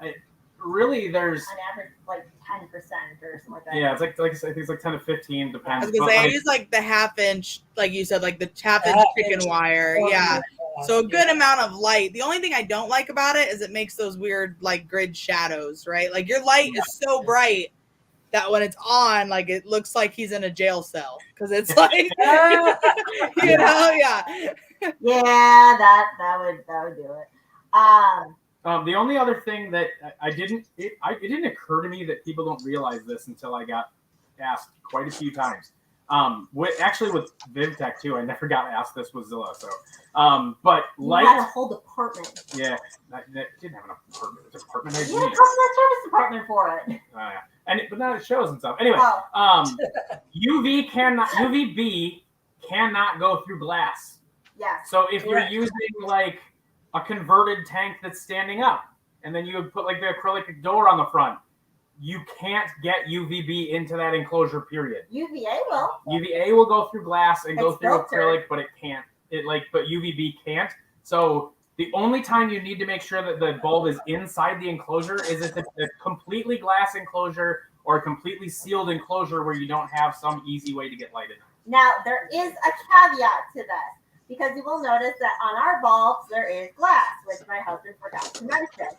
So it is not because we're like, haha, it doesn't go through glass, but suck it, here's glass on your bulbs. It is because the glass is actually specialized glass. So it is quartz. Yes, it's actually quartz. It's quartz, okay. So it is not the same kind of glass that you would have on your windows. Right. On the stretch of the imagination. So that is just something, and that is something that we should probably make a little bit more clear. And actually, that's something that we're going to probably make a little bit of a social media post on too. That and the website. I did see something like somebody, I think it was Tracy. Tracy. Said, Yeah, it was Tracy. Yep. So our site is a minuscule piece of what it's going to be. So in our attempt to like get knowledge. Yeah, I know. I abandoned my table at a show just to listen to Erica and Ryan talk about all the things they're gonna do with VivTech, and That's I was so like, awesome, dude. I was like, I was like, let me know what I could do. Take me like anything. I'm like, I think I told her, I'm like, I have no money and no experience, but I will do whatever I can to help. I'll learn and I'll work. I'll learn. Yeah, that was it. I'll do the network. I'll do the shit stuff that no one wants to do. Like, just, I believe 100%. In this company so much, as obviously you guys do too. But yeah, I called Brandon that day and was like, I am getting Ryan McVeigh on this show. I said, I don't care what it takes. I'm getting him on because there's so much that they need to talk about. I knew you were going to say that, Erica. Sorry, I could see your face, and I knew that shit was coming. It's you too. I know it is. I know it is. Oh, shit. Yeah. No, she's hotter than me. You should have her on. But no, we want to. But in order to like get better, so we had mentioned a couple times, like some of these studies are from the 1940s and 50s. Oh yeah, No, there's studies from the 40s because we have a book in the other room that's about herps of California from 1956, and it talks about the parietal eye and how they regulate UV with it. Like they already knew that in 1956 before the hobby even existed. So then we're way far behind right now. We're intentionally ignoring it because we're lazy dicks. So that's part of it too, though, is that that information isn't easily accessible, and that's one of the things that we're gonna do. Yeah, it is. I thought of that Michael Crick's table. No, okay. Like, flip a book. The one book, it was easy to get, but in order to get online and go through and find scientific articles, shut up for a minite. It is not easy for someone who does not have university or scientific access. Google Scholar. Yeah. Doesn't give you access to all the articles. It gives you very little access to the articles. It finds them. Stop looking at me. You obviously have never used Google Scholar or researched anything. So it's not easy for anybody unless you have some sort of unless you're in a university with a subscription to access those papers. It's hard to get them. You can read the abstract, but that doesn't do you any good. Plus, the average person doesn't have the scientific background to understand if that's a good study or not, what they were doing. Yes, that's also very true. This brings us back to you don't know what you don't know. Right. Like, how are you even supposed to look something up if you don't know what you're looking for? Yeah. Exactly. So what we're going to do and what we're working with now is we've got a veterinary student. We've got a PhD professor for the zoology department of a university, as well as a doctorate herpetology student that are all good friends of ours that are going to start pulling articles online, pulling these scientific articles and picking like 3 articles about the parietal eye. And then they're going to break that down into no more than 2 paragraphs that an 8th grader can read and understand. Love it. With links into where in those articles that information is. And then the articles are going to be posted right underneath it. So if you want to read the scientific data, you can. But if you want the cliff notes of what you need to know out of this major research that was done, tweak your temperature 5 degrees because these 8 papers told us that. Yeah. But you wouldn't know that, and we can do that for you and bring that in a way that's digestible for anybody. And that's something that we're really excited about doing. Yeah, I think that's huge. I've read so many scientific papers, right? And I've read a lot, and I have degrees in several different things because I can never decide what I want to do. But I don't always believe that a degree is based on someone's intelligence either. I've met a lot of intelligent people and vice versa. But I've read through a lot of different papers. I used to work in vet med, that kind of stuff. There's a point where you just know what information you don't need to read. Like, I don't need to read this 3 sentences of where you cited all this crap from unless I want to go read that paper, right? You know, like, but that's a lot of filtering through. Yeah. I remember reading my first scientific studies and feeling very overwhelmed by the amount of information that is thrown at you in a very small period. I mean, you learn to cliff note it yourself very quickly. But until you've read through hundreds of those study papers, you miss important pieces that you should have looked at, and you skip and you read through long drawn out pieces that really don't have the information that you need. Yeah. So I think that's a brilliant idea for the people that maybe for a job don't need to read through hundreds of pages of veterinary and scientific research. So they never learn how to filter through those things. I mean, I feel to a point now I can kind of flip through a research paper and like I'll see one word and be like, I know that that is something important because of that one word, you know? And the rest of it's just your dotting my I's and crossing my T's. I need to make sure this is all in there. This is the only prevalent information. Yes. Yeah. So I think that's amazing. And all of that is all about just kind of knocking down the gatekeeping and like the fact that how UV works should be common knowledge. Yes. It's incredibly important. It's not hard to understand. It should be common knowledge. It should be taught in grade school. It should be something that's, well, even like when it comes to the care of your animals, it should be as easy as like, well, I need to feed them. Well, they need UV, they need food. Yeah, like, necessities. Not just food or water. But it's not. And a big part of that has to do with the fact that trying to explain to somebody why they need it or what it does, or even honestly, even with Erica, when we first started diving in, I've been a nerd for UV lighting for about 10 years. And I've read probably every paper that I can on, UV within any reptile at all, and mammals and other stuff. And then I found different ones that you didn't because I looked up for different things. Right. But like, so when she started, she was talking to me and I was talking to her about wavelengths and the intensity. And she's like, I don't understand what this UV meter is reading. What is that number? What is microwatts per square centimeter? I don't get it. She's like, is that the wavelength? You said, like, and I had to talk to someone at a show once too, because they're like, well, you said it should be 310 nanometers, but I'm putting this meter in here and it says 12. Like, is that bad? To try and explain just what those two numbers are and how they relate to each other, took me 20 minutes to get it to click the concept. Yes, get the understanding of what I'm actually talking about. But when you've explained that to me, then I was able to explain it in an even much more condensed version to now where Justine and I are working together to make it an even more condensed infographic. Right. Well, the thing is, right, you're always going to have people that are going to process that information differently. And you're going to have people like me and Brandon that want the super nerdy version that Ryan is probably giving people.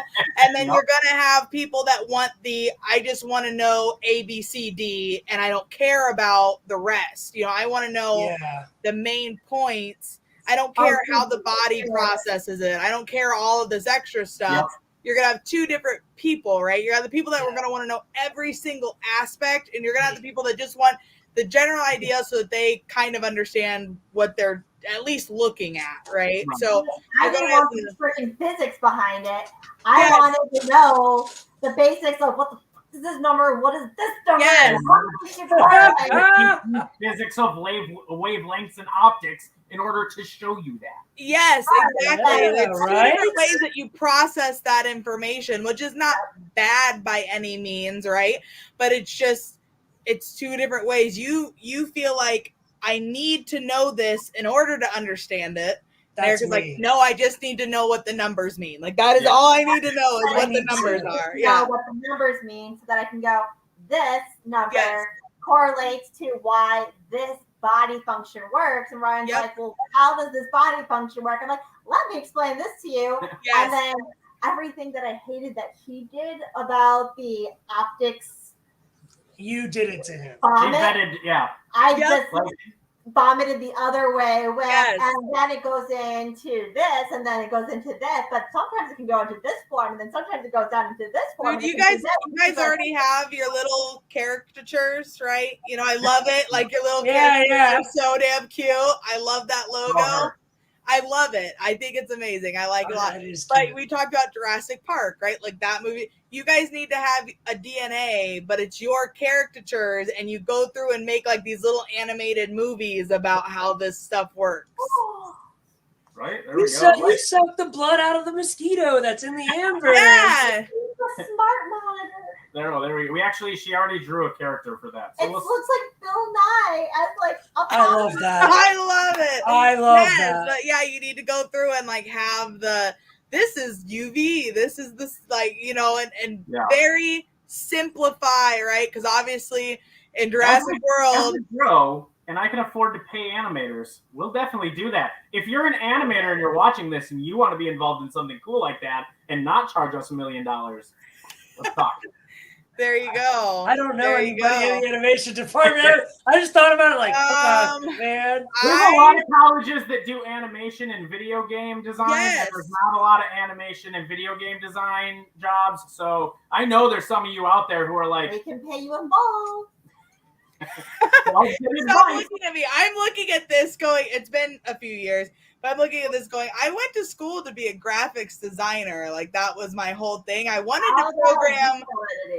to program in Unity. That was my big thing. Like, I wanted to go work for like Assassin's Creed and Halo, like all of those things. I thought that would be awesome. But I'm not a good artist. I found that out. Like, I cannot come up with new concepts. If you put a picture in front of me, I can draw it, but I can't like make a character, right? I'm not good at that. But then I found out that I had to move to like California or somewhere to do that job and actually make good money at it. So I was like, never mind, we won't do this. But I might know some people that decided to go all the way through for graphics. We make good money, screw it. I was like, no. I'll be broke, live in a cold state. It's fine. That's pretty much what I do now. I mean, I did get a job as a computer programmer, and then we started breeding ball pythons. I was making good money, and I just up and quit my job. Like, I didn't tell Kyle nothing. I was like, I'm going to breed ball pythons full time. I quit my job. I cut our income by more than 60%. Yeah, and didn't tell him. He was working third shifts. He woke up at like 10 o'clock. I was still in bed. He's like, oh my God, you slept through your alarm. You need to go to work. And I'm like, oh no, I quit. I'm going to breed balls full time. He was like, you're going to what? And here we are 5 years later. So it worked. Yeah, I helped her get a better job so that I could leave mine. And see? Fuck yeah, dude. That's what I'm talking about. You All get a better job so I can see it. Yeah. I just well, like we always told people I'm like, you just gotta make me a house husband, and we'd use that, but like, I realized that everybody has a really bad connotation of that. Like, that means that I'm lazy and I drink wine all day and play with the kids and do nothing. I really want to see I'm like laying on that kind of sounds good, to be honest. That's what my family and his family think I do. Like, they don't understand that there are hundreds of animals in this house. Yeah. Well, they think that I'm lazy and I sit on my butt and I have we have one daughter and I just don't do anything all day. And I'm like, yep, I'm not up at 6 o'clock and in bed at like midnight or 1 a.m. every day. Like, her job, her whole thing with her job wasn't a house husband thing. It was giving me the freedom to do the stuff that we actually wanted to do. We kept talking about conservation and starting all these organizations and doing something bigger. And it just, that was never going to be a thing without the freedom to do it. And it took years to do that. And then we kind of fell into a crap or get off the pot moment and went, screw it, we're going for it. And it's going. That's the fuck I'm talking about, dude. Hell that's the one thing I didn't realize this either. Like, so because I did manage Zilla, one, I didn't own Zilla. For anybody who's curious, it's owned by a giant corporation. I just worked there. So one. And two, no money from Zilla or giant corporations or some rich guy invested and started VivTech.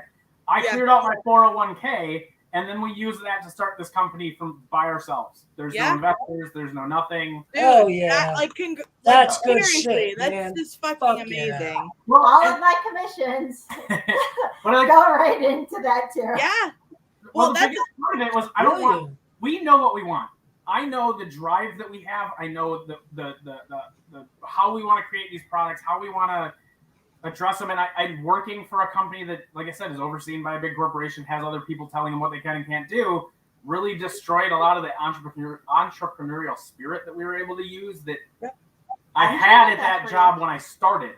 and it went away as changes in the company happened, and I never want to live that again. I never want to sell somebody something that I don't 100% believe in from the beginning. If we don't, I'm not going to ever sell you something that I haven't already used for longer than you knew it even existed. And that you're using on your own animals, right? Yeah. Like you are using it. VivTech bulbs necessarily on all of our animals. Only 2 of our animals have them because we keep running out of them on stock, which is a great problem. Yes, yeah. We saved them for you guys. Yeah, there you go. I'd like to use my bulbs. Yeah. Stop buying them. What are you like? I want to use my own lights.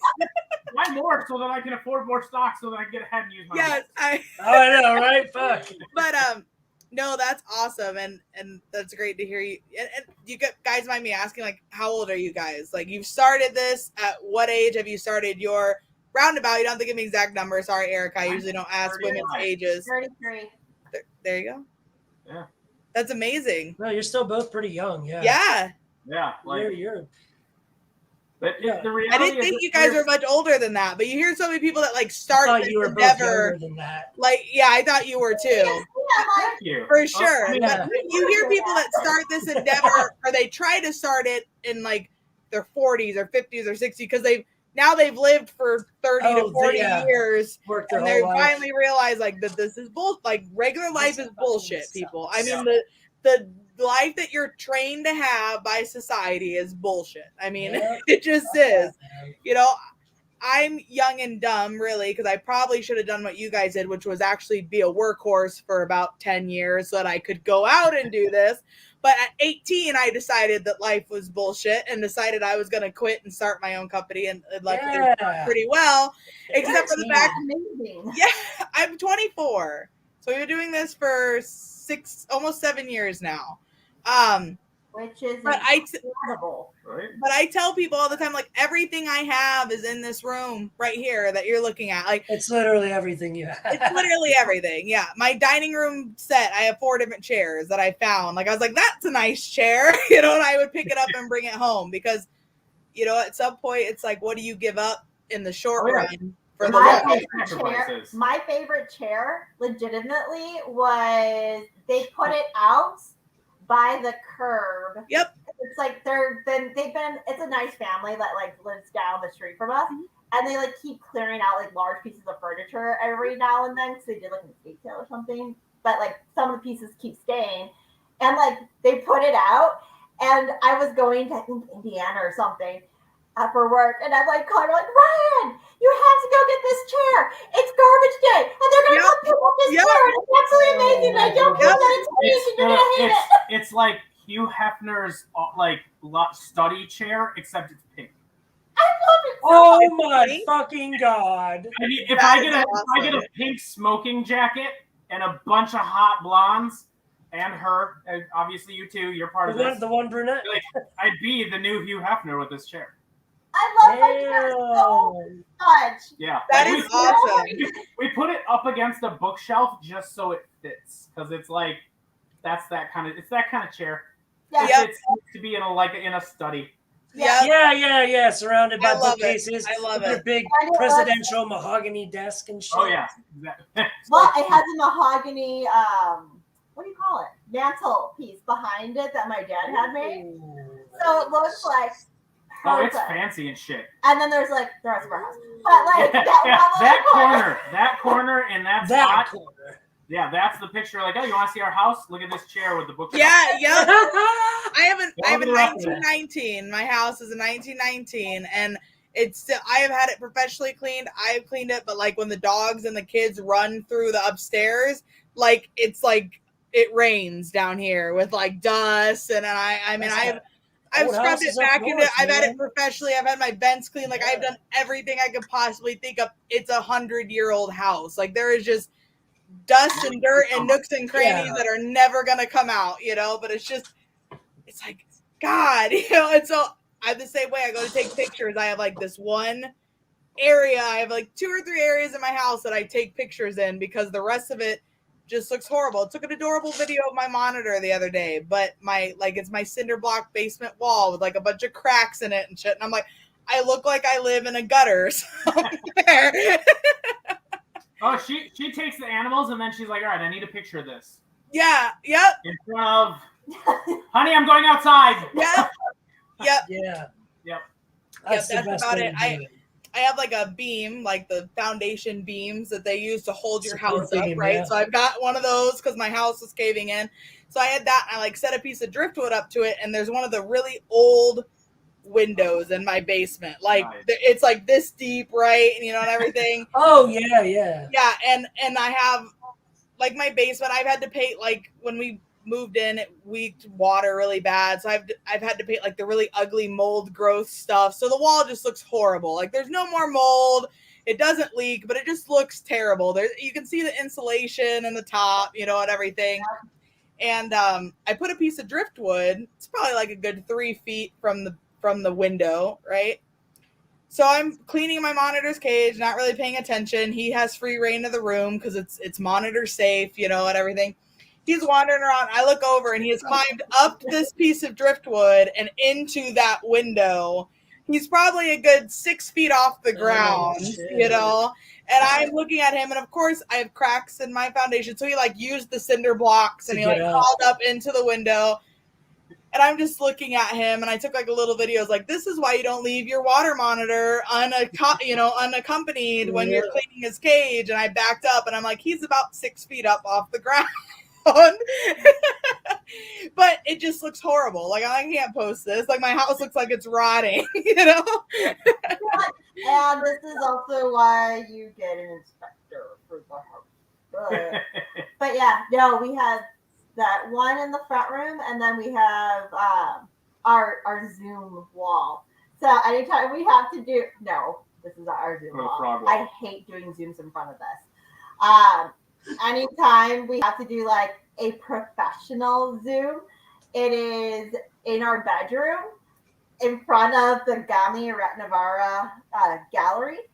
And it is like this amazing grouping of prints that he did. That's his entire frog collection. And it's that is awesome. I love that. Originals, not prints. Yeah, originals. Originals. Well, because they were They're prints that he custom hand painted every one. Yeah. Like he printed in black and white. Yeah, they are amazing. Wow. And so we framed them, and then we have them on that wall. But that wall is like this bright, beautiful, like poppin' turquoise color. So it's like a beautiful, bright room, and then like the window face is really nice for great lighting. And it always gives like this really nice thing for Zooms and stuff. So I'm like, I have 2 places that I can do professional. Yeah, and what I have a purple door. If you go to my page, everything behind it is a door that I painted purple to my snake room, and I like hold everything up and I like take a picture in front of the purple door. Oh yeah, and then there's this one over here who's like, I'll just go over here, and there's like freaking pink insulation showing because like we were doing a construction project. He's got this frigid pink insulation and like cement like in a bag on the floor because it's the project. And he's just like, all right. I'm like, why? Yeah, probably a little bit more because I don't care what anyone thinks. Yeah, right. They ain't signing your paycheck. Fuck them. Yeah, that's what I'm saying. Good mindset to have. Over here and fix it. Yeah. How bad do you want it? There's always that meme, right? That's like, oh, you have a comment about my life. What bill will you be paying this month? Yeah. Yeah. Electric bill, please. I love it. All right, we have one more audience question, and then we're pushing 3 hours, so we'll probably wrap it up here. Although this has been great fun, I really want to talk to you guys about doing the series. Yeah, it's like 11 o'clock. We didn't put a debt in the script at all. I'll be honest, this is not uncommon for us. Yeah, I don't give a fuck, bro. I'm this good is with great. it. I wanted to talk to you about like the wildlife, oh, dude, there's so much. zoo and everything that you guys do. Like, I want to talk about all of it, and we are at 3 hours, and we barely got. We didn't even get through the question. Yeah, we barely got through the light bulb. Okay, it's like we're just restarting. So we need to rename this one Just so it's the light bulb. Yeah, just the light bulb. Just it the needs to be UV. like the discovery next time we're gonna discovery start of the with a light timer. bulb, right? And like here's the 4 questions. It's just 4. 3 hours, 4 questions. Yeah. Yeah, right? How many did we make it Guys, we got this. There we go. Dude, we really did only make it through 4 set questions. The rest have been. I don't Right. know if we even made it. Yeah, we did. Yeah, We made it through 4 set questions in 3 hours. My kids into bed while you guys were talking about Yeah, we wanted to know, like, how did you test the bulbs? What was like future project? Yeah, look, Future can't even products. talk 3 hours. Future product ideas, like what's your end goal for VivTech? Like these are each going to be 4-hour questions. I know it. That's another 3 hours. Yeah. So we're just going to skip those and we will come back. So, but no, what is your recommendation on lighting for a room for beaded lizards? Figure out what zone it needs to be in, and then pick the light from the distance away of the zone it needs to be in. That's my recommendation. There you go. That's how you do UV lighting. Everything out there that says good for bearded dragons, that's crap, because it depends on how far away it is. It's either going to turn your bearded dragon into a cancerous, crispy little bit, or it's going to do nothing. Ryan! If you nail it and you're in that 6-inch span it needs to be in, you're good. You're perfect. Yeah. Exactly. In which case, you use the chart on the side to see how far away your bulb is from the basking spot. Oh, I love it. I can see you Great. holding it in for these stupid motherfuckers that don't have the common sense to figure it out. Here's a list of animals. You need zone 3. Here's zone 3. Yeah. Here's the Here's the thing. Speed, done.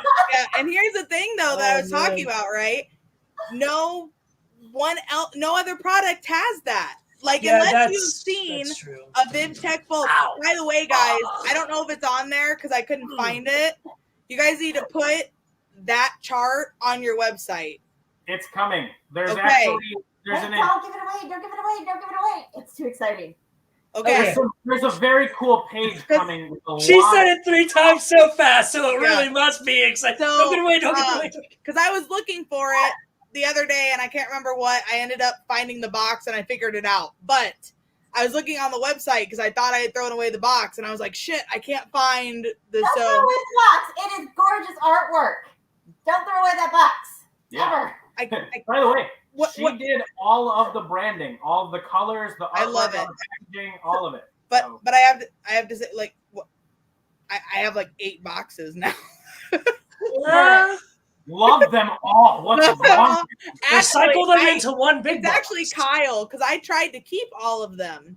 And he's like, you are not keeping empty boxes. And I was like, yes, I'm keeping. One is a collector's item, and so is the black one, because eventually we're going to go, like, actually our next 2 orders or so, we're going to be going into the pre-packaged ones where they're actually It'll be pre-printed. printed packaging. And then it won't be those anymore. It won't be the stickered ones anymore. Yeah, where that I box might have been put the worth like stickers 12 on. cents and you just ruined it. That investment's screwed for you. Yeah, for Sorry. now. My dad. But For no, now, I wanted order to keep more. all of them. And Kyle's like, you're not keeping the empty boxes. And I'm like, I am keeping the empty boxes. They have the information on them. He's like, take a picture. It'll last longer. I was like, no, I convinced him to let me keep one because I said, branding, dude. Like, when I'm taking pictures and shit, I want to be able to put the box there and like the animal and have like it. So I convinced him that if I can use it as a prop, that I am allowed to keep it. But I was only allowed to keep 1 box, which made me really sad because I had the jungle cover box and the blaze, but now I only have the blaze box and I'm really sad. So One thing I'll tell you too is like, just for everybody, expect an enormous amount more to come from the website, and not just products. Like, products are coming. yes. But there is I want this to be the last site you ever need to go to learn about reptiles, period. Yes. And at some point we're gonna get on that path. We just be got Google super Reptiles. excited and thought that the sooner we could get out the coolest technology in the world that's going to completely change the way that your animals live in captivity, we should do that first. And we got really excited, so we launched the bulbs and then we chased the rest of it. So there's more coming. Yes. Yeah. So are you guys gonna have like a VivTech and a VivTech product site, or is it all gonna be on the All VivTech? be in one. Okay, perfect. And it's all eventually cross-linked back, and when you read articles... When are you guys going to get your breeders back in? Because I need one. I have them already. Okay, well, actually, they will pop back up on the website probably within the next week or two. So that means I get to order mine tonight when we get off of this, and you'll send it to me? Okay. Well, maybe tomorrow when it's not. Tomorrow, yeah, I'm good with tomorrow. I need it for my abronias because I want to make, the thing. I want to have the level. Two things with them. One, everyone that comes in gets, I take it out, completely take it apart, pull the whole thing apart, and calibrate and check every single one before it leaves. So before it's even available for you to buy, I've already taken it apart, looking at the inside, checked all the wires and things, and then calibrated it, reassembled it, and put it back together. Teach me how to do that, Ryan, and I will help you because eventually you're gonna need it. I imagine. Took so long was because we went through, did that. That's amazing. And we sat down together and we're like, these are out of spec, and because we allow for a 10% disparity, which is laboratory disparity regulations that Solar allows, and that's a disparity that's allowed by laboratory testing for that kind of reading is 10%. We never go above that. We try to go below that at all points as much as possible.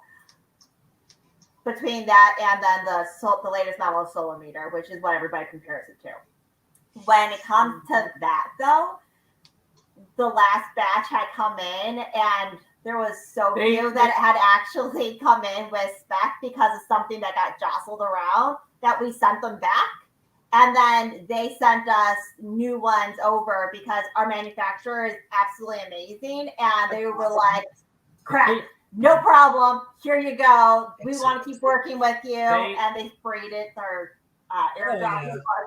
They legitimately paid for us to send them back. It cost 10 times what the value of the product was to ship them back. Yeah. So because they wanted to take them and see what went wrong. So that's something that because they trust us. That's the kind of manufacturing we work with. Yes, that's awesome, dude. Be able to work with me, and if they're not gonna we're not looking for that company that's throwing crap on Amazon under a random brand just to make money. Like the people we're working with are working with us to make these things better. And we're even the UV meters. Like people have told me, like, oh, I found that here, and I've seen that for sale on some random website and stuff. And like they exist. There's actually a couple different companies that use the same housing and stuff. And like, who we're working with is a company that's allowing. We're working with them. We're not buying from them. So there's a big difference. There's a big difference, and I feel like that's a perfect example of just like temp guns. And how many temp? I have tape on all of my temp guns that tells me like by how much they're off. So like when I scan it, I'm like, okay, I know I need to add 5 or subtract 5 or add 3 degrees or whatever, right? And so it totally makes sense that you would have the same issues, I guess, with a a UV reader, but the difference is you're making sure that it's correct and not, okay, you're going to ship me this and maybe I don't know I have to calibrate my heat gun, so now I'm just going to scan it and be like, oh, we're good to go, and I don't realize that it's 5 degrees hotter or 10 degrees off or whatever. And our company does know what we do. So like our manufacturer knows that we take this apart and we calibrate it because we're like, this is what we do. We don't trust what you do, no offense. And they're like, cool. Yeah. Know if you have problems. And we did. We're very vocal about it. And then for our meters, like if anybody wants to go get a solar meter, go for it. They're great. I have like 8. But like it's $100 to get it recalibrated, which you need to do every single year. And if you don't do it every single year, just dropping it can knock it out of calibration, and then you could be thinking you're fine, and you could be getting very little usable UV. So with the VivTech ones, it's $25. You ship it back. I'll take it apart, redo all the work, make sure it's all good, put it back together. You pay shipping here and back, and $25 for the time, and that's it. It's not $100. It doesn't take a long. Yeah, that's easy money right there. That's that That's me giving you a deal. It sucks to do. Yeah, I'm like, I get don't think it's as much as like it takes me 5 minutes and I'm making, No, like easy money for me. Yes. Oh yeah. Yeah, easy money for me. Yeah, Because I look it's not at like I'm doing 20 an hour and I'm getting my stuff is easy money. For us, it is listening to him go, damn it broke another screwdriver. And I'm just like, yeah. all Or like, right. well, and that's all the, like I said, all the meters get tested and calibrated so that I know if it, I know Every the bulb one gets that goes out tested. is good. Yes. Every single bulb is tested at the factory and then given a sticker or like a little slip that says who it was tested by and that it was tested. And then I take it and test it again before it's packaged again. And then like every bulb is tested between 2 and 3 times before you even have a chance to buy it. Because sometimes I'll test it again, or like me and him will test it. So he'll test it sometimes with me, sometimes with our friend Steve, sometimes with our eldest daughter, because she just like plugs it in, does her thing, and then does it. Because she's very good at that. And then because we trained her with it very well. Yeah. And then if she's like, this is out of spec, she puts it to the side, and then we'll do it again to verify what's in spec. check and then the checker. Yeah, I give her very samples. tight parameters, and anything outside of that, even if it's like 0.1 on the UV And index, she is so has to be out of it. inattentive. Yeah, it doesn't pass, and then we go back through and I take a look and like, okay, this is outside of where I wanted it to be at this tight spec, but it's only like a half a step outside of it. Oh It's no, still she'll fine. bite you. Oh no, I know, but like we'll go back through and look, and then like I've got a shelf full of bulbs that not full, like we actually haven't had too many, but we pull them if they're not in the spec. But the other thing too is the nice thing I'm finding, because of how we did the UV bulbs and how we've controlled the wavelengths that they emit, even when I'm saying they're out of spec and that we pull them, it still wouldn't hurt your animal. It's just it's putting out what's actually the problem, and this actually happened with our bulb manufacturers. They got really excited. They got new LEDs that were more efficient. The UVB LEDs were more efficient. Yeah, so I asked them. conversation. I asked them to send me samples so that we could start testing them and testing those new LEDs. They sent me my next shipment of manufactured bulbs with those new diodes, which was awesome because they're new and they're more efficient and they're better. But they didn't send our old ones. Nope. So but the chart on the side of the box is not made with those diodes. So it doesn't match anymore. Yeah. So you wouldn't be able to tell the distance to have your animal away safely because it didn't match. So I have a bunch of bulbs that are actually way better. They project UV even further. But you can't sell it to your consumer yet. Box. So like I'm working on it. But like stuff like that. I think Liz, we had talked about those ones that for like larger enclosures. At shows, if I'm talking to people, I'll sell them then. Like I gave you a wholesale deal or something, just because like here these bulbs they're great for larger enclosures. Like they seriously, zone 1 ends at 48 inches from the bulb. Holy shit, dude. Yeah. We were talking about that, I think, because the 6-footers that we're talking about. That's not even the high output ones yet. I think we were talking about those. So I was talking to you about my monitor enclosure that's like 8 by 10 by about 7 feet tall with a 300-gallon pond and all that kind of stuff. And I was like, I'm trying to figure out how to do the UVB with it only having like a 24 to 30 inch spectrum.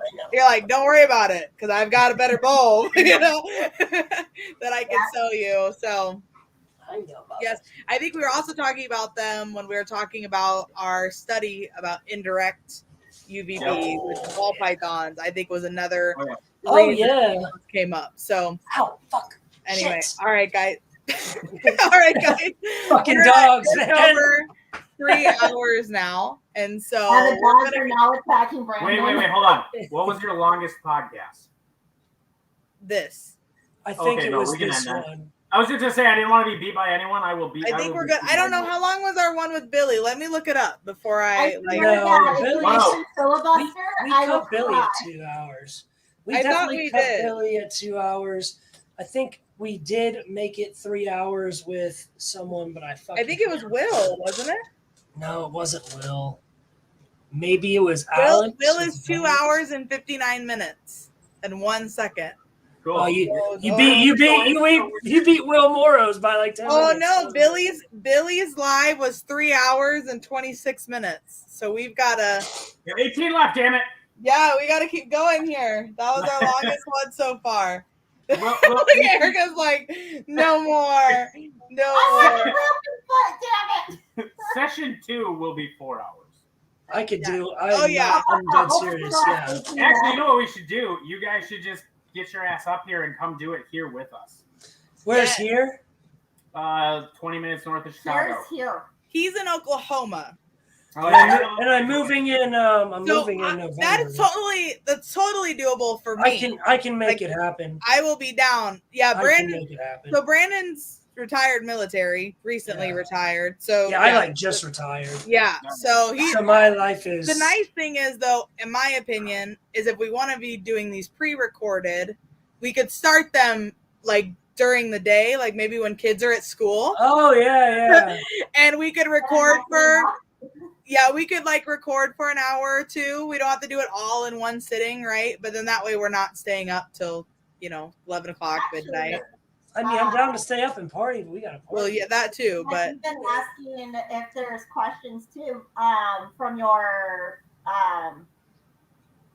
Facebook group and stuff, or your Facebook page too. Yes. If they have any questions that they would like answered on it. 100%. You guys, well, Brett, you got to fly into Chicago for Tinley in October. And Is then it still happening? Are we it'll still happen.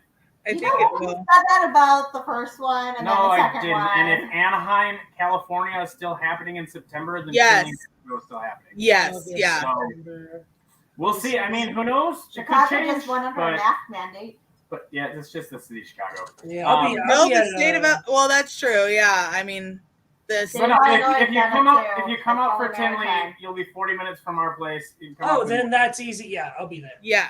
Yeah. You can just stay here. I'm going to be coming up just because I want to see your stuff, and I know you got other. I want to come visit so bad. Bed and breakfast, which is what happens every time there's a Tinley. Yeah, there we go. I might take you up on that offer, but Liz, how far do I live from you? I cook a lot of good food, so bring a big stomach. Not for Tinley, you don't. Oh no, well maybe before maybe you get there. What are we early, making? What's for dinner this weekend? No. Hey, I make a really good keto clam chowder. I'll be up in Minnesota for the Cold Blooded Expo or whatever. I'll be in Daytona this weekend. I know. I wish. That's what I'm doing in 6 hours is leaving. Oh, well, have fun with You that. can sleep on the plane, bro. Yeah, sleep on the. I'm driving. I was gonna say he's probably driving. I'm also going to drive to Tinley. I was just looking at it. All right, with that, we have a revolution round, which is just like a series of questions that you guys answer like right off the top of your head. Fast. Yep, we'll have. Let's see. We'll start with Ryan for the first question. We'll do Ryan, Erica, and then we'll switch back and forth for each question. So you guys have to answer first every time. All right, you're first there, Brandon. What's your 1 rep max on bench? 315 last I checked. All right, cool. That's good. I can work out with Ryan. Thank God. What? My max bench. It's been a really long time, so It's okay. Ryan will work out with me. there you go. How about you, Erica? How much can you lift? 1 boogie, which is our littlest, tiniest dog. 1 boogie. That's not true. You can lift all of them. I can lift 150 pounds up. I just can't bench it. I can't. Yeah, Erica push doesn't do up. a lot of weightlifting. Well, I can't push up with the way my elbow broke, but I can pull up. So Oh, okay. Makes sense. All right, Makes sense. I lift 150 easy. You're good. I know. Oh, yeah, no. Oh yeah. Yeah, 100%. For sure. I know. Right. I've Hey done guys, it. how you guys say it? You gotta help me out here because we're Midwestern people together, right? You say caramel or caramel? Caramel. Caramel. You're wrong. You're You are. It's caramel. It is fucking caramel as fuck. Yeah. I'm a caramel person. And it's caramel. It's It's caramel. rock and caramel. It's caramel. It's And caramel. It's caramel. Hey, so you know, last week May said caramel. God damn it! Of course she did. Of course she did. It's caramel. That's what I'm talking about. Caramel. All right. Don't use Brandon. caramel. All right. So your shit tickets, your toilet paper shit tickets, right? Do they go over or under? Oh my God, we had such a fucking fight in this house over that. Jesus, mother of God. He likes over. Me too. Yeah. I don't give a crap. Oh no, I just Yes. I just That is what I say. I think this is a mom thing. I'm like, if the toilet paper makes it on the holder, I am impressed. You know what I I mean? don't- That's all I care about. I If don't it's on care. the back of the damn toilet, Yes. I don't care. I Yeah. don't care about the way it goes unless she has an opinion, and then mine's the opposite. Yeah, he gave me like, Oh, okay, you gotta nice. go this way because It's like the you don't physics want- of it, honey. And she's like, No, you're like it shouldn't touch the wall because like it's gonna be dirty touching the wall. I'm like, why is it like flopping over to touch the wall? I'm like, Oh either my way, it's God. gotta go around to touch the goddamn wall. Yeah. Well, what if it's like a spider or something? And you know what? Either way you do it, there's a spider. all that matters is at the end, I won, even though I didn't care. I won. That's what I say. I always win. Always. I never lose. I just win a little bit less sometimes. I think I just never lose. No, I had With me and my girlfriend, I never lose. I made a shirt and I sent one to Garrett Hartle. It says, "I'm never wrong. I'm just less right sometimes." There that's a you good go. There you That's go. a All good one. right, if you had to choose, you could have one or the other. Would you have snakes or lizards? Lizards. Lizards. Oh, okay. Tank or tub? Neither. Yeah, I'm like he's gonna be like none of the above. Yep. Yep. And even crock this- enclosure. Yeah, crock enclosure. No, even Yeah. even this stuff, like I love it, and it was a step in the right direction for us. But this is still step 3 out of 80. Yeah, Yeah. exactly. You're Yeah. still climbing. Like at some point, I'm gonna have some giant ass barn, and you're gonna walk into my 10 by 10 Yeah. enclosure for my Savu python that's 3 feet long. Yes. Yeah. Yes. That's what I We're want. gonna go to I different want- rooms and perk. I want a zoo. Like that is my thing. I'm like, I want it. I want you to walk in and I want it to look like the best zoo ever. A Like, zoo. don't get me wrong. There's some zoos that I don't. Liner in the middle, and just a lazy Susan. Oh And I'm just my gonna push a God. button, and I'm just gonna watch all my badass. It animals. cannot Hell yeah, be man. that lazy. You cannot put it on a lazy Susan and Yep. then have No, it you be that can. lazy, push a You button. totally I can. will sit in the middle I of the feel like room you on a can. rascal scooter. I feel like I want Oh, a lazy 100%. Susan river that's like 5 feet taller than my alligator moat, and I can like float above it and watch all That'd be pretty cool. watch all the gators underneath it. I That's was- what I want. You know how many other snakes and like monitors would get in there just to shit in your like lazy river Yeah. and then just like hop back out to go into like their Yeah, Their you guys homes have or- never used or are looking. I just bought my first Oasi filter. Yep. I that's bought a the one Biomaster Mike recommended. Thermo 350. So the nice thing is the heating component is in the filter. So there's no wires at all. It heats the water as it filters through. I bought it Yeah. for I just have a red-eared slider. Like I bought it for a turtle. He's in an 80-gallon pond. That it's been running for Fuck yeah. 2 weeks now, and that thing is spotless. I've cleaned the pre-filter once. And the nice thing about it is you don't have to take the whole thing apart. The pre-filter is a separate compartment. You just twist it, pull it out, rinse the pre-filter, put it back in, pump it twice to prime it, turn it on, and that's literally it. And Mike Good shit. frost now. Mike's monitors. Mike Stefani Mike uses Stefani. it for his Mertens, Yeah. and he said that he cleans the actual filter like once every 6 months. And he has 3 Mertens in a 300-gallon pond, so you can only imagine the amount of bio waste that goes Yeah, into there. Going in Now, there. he cleans his pre-filter weekly, but the pre-filter, because you just unlock it, take it out, it's stupid easy, and you don't have to sit there and prime it. It's really easy to do. And it has like 5 different sponges for the pre-filter, which I like. So technically, if you want to cycle a different tank, you could take one of the pre-filter sponges off, put it in a tank to cycle and just add a new one, right? Like it's a built-in sponge. Yeah, that's legit. It's the best thing I've gotten. I love that it heats the water from inside. It's an external canister, so literally the only thing is input-output valves, and you can adjust everything about them. I mean, you can adjust the speed that they go.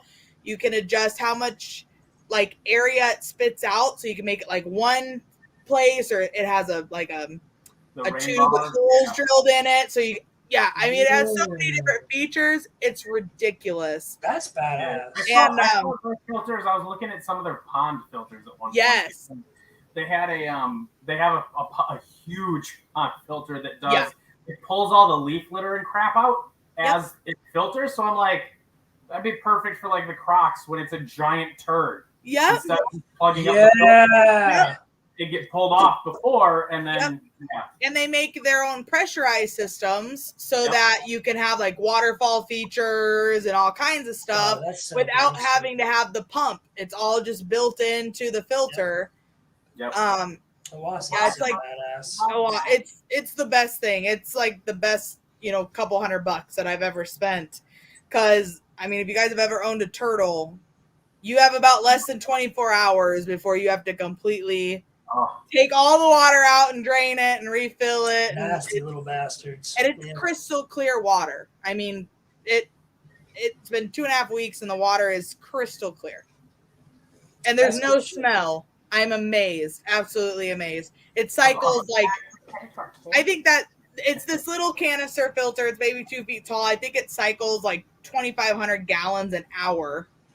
Damn. But it's rated for a 90-gallon pond. He's in like a 55, so I expected his bioload to be a little. I expected his bioload to be a little heavy, so I wanted to almost double what I probably needed. Yep. But even though they only rate it at 90 gallons, it still moves like 2,500 gallons of water. Yeah, that's good shit. Yeah, that's a lot. It's ridiculous, but I love it. It works super well. Anyway, last one, Liz. You got it. We got a few more. All right, hots or not? I own hots. Not in our house right now because I'm in Illinois, and in Illinois, since I moved here from Wisconsin, where it's the land of the free, you can have hots and you don't have to have a ton of hours and a bunch of other stupid crap. Yep. So my hots are currently on display at a zoo. Gotcha. I agree with you completely. So I feel your pain, brother. Yeah, I do. Yeah. I actually like hots. I have nothing against them at all. But I told him that he can't have them until the kids are 18. Yeah, once they're 18, then I can die.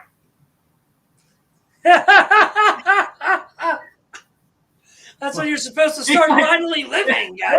Right. I'm like, why at that point? No. Because that's my financial lifespan. When they turn 18, it shouldn't need me anymore. Yeah, we're done.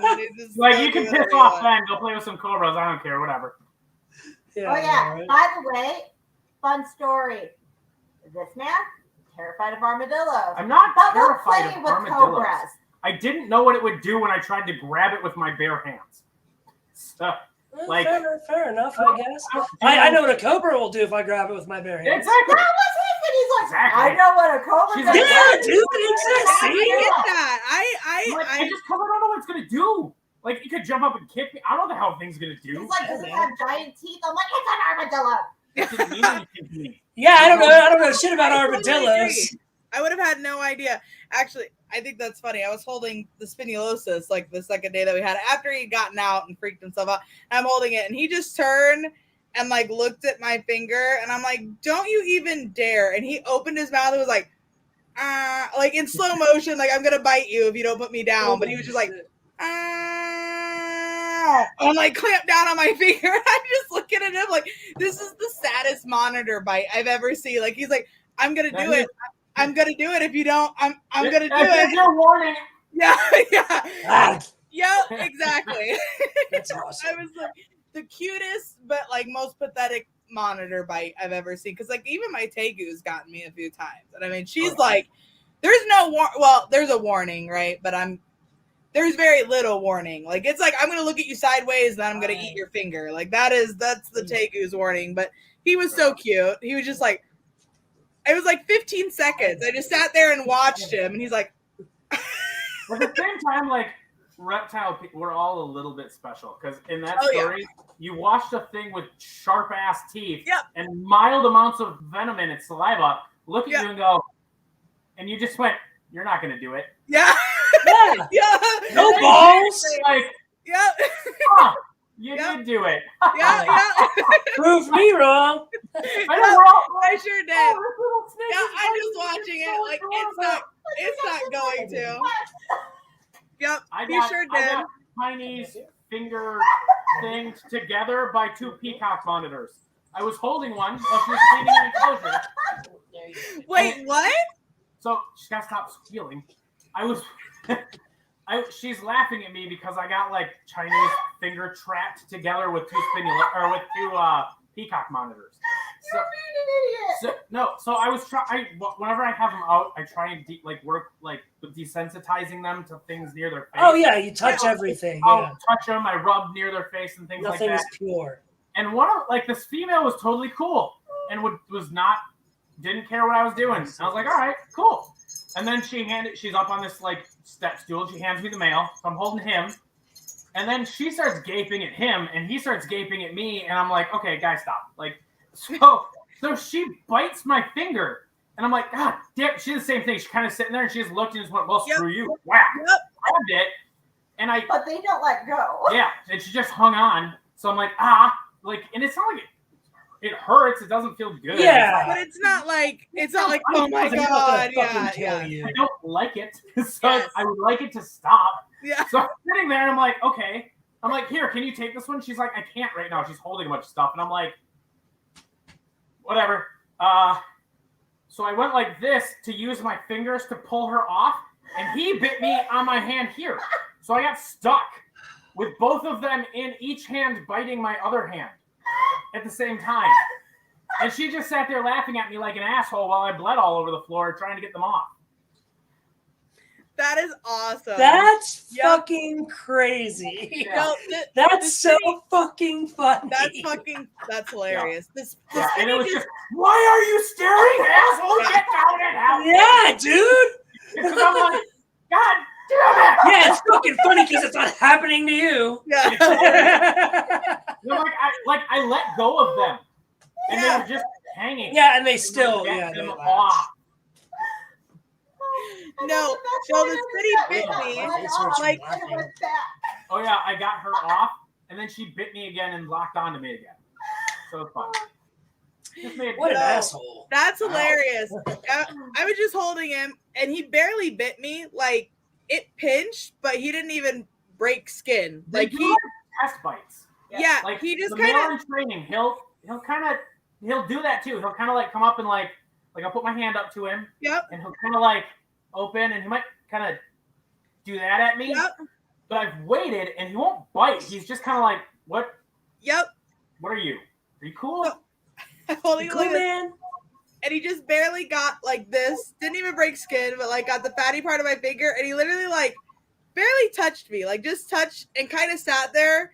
They just looked at me and like looked down and looked at me and looked down, and I just carried him over to his thing and like went like that, and he just looked up at me, let go, and walked like real calm back into it. I did what I came to do. I'm good. I'm gonna go Yeah, home. he's Peace, like, motherfucker. this is what I wanted. I was like, okay, cool, 3 hours, 27 minutes. We win. we made it. All right, Oh, fuck, we did make it. All right, Jax, All right. sit down, man. Oh, we got fuck. two. We got 2 more questions, and I'm Ready? afraid to ask.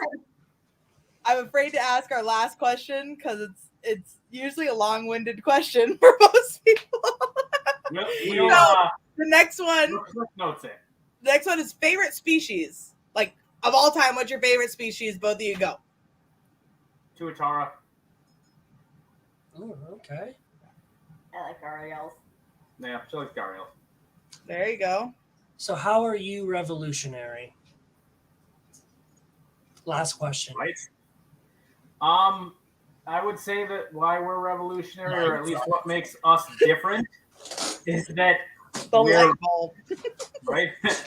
No, we're knowledgeable, dedicated enthusiasts, and we're literally an actual like reading scientific articles and learning stupid crap about reptiles nerds us out. Like And you go into our bathroom, there's no magazine. There's like probably some random scientific article. Like our shower curtain is crocodiles. Everything in our house is it's our life. Yep. And Yeah. and a big part of it too, though, it's not just having them or liking them. I found when I got out of college, right when I started the Herp Society, I have a bigger passion for teaching people about animals and how to care for them properly than I actually have for the animals. I found out.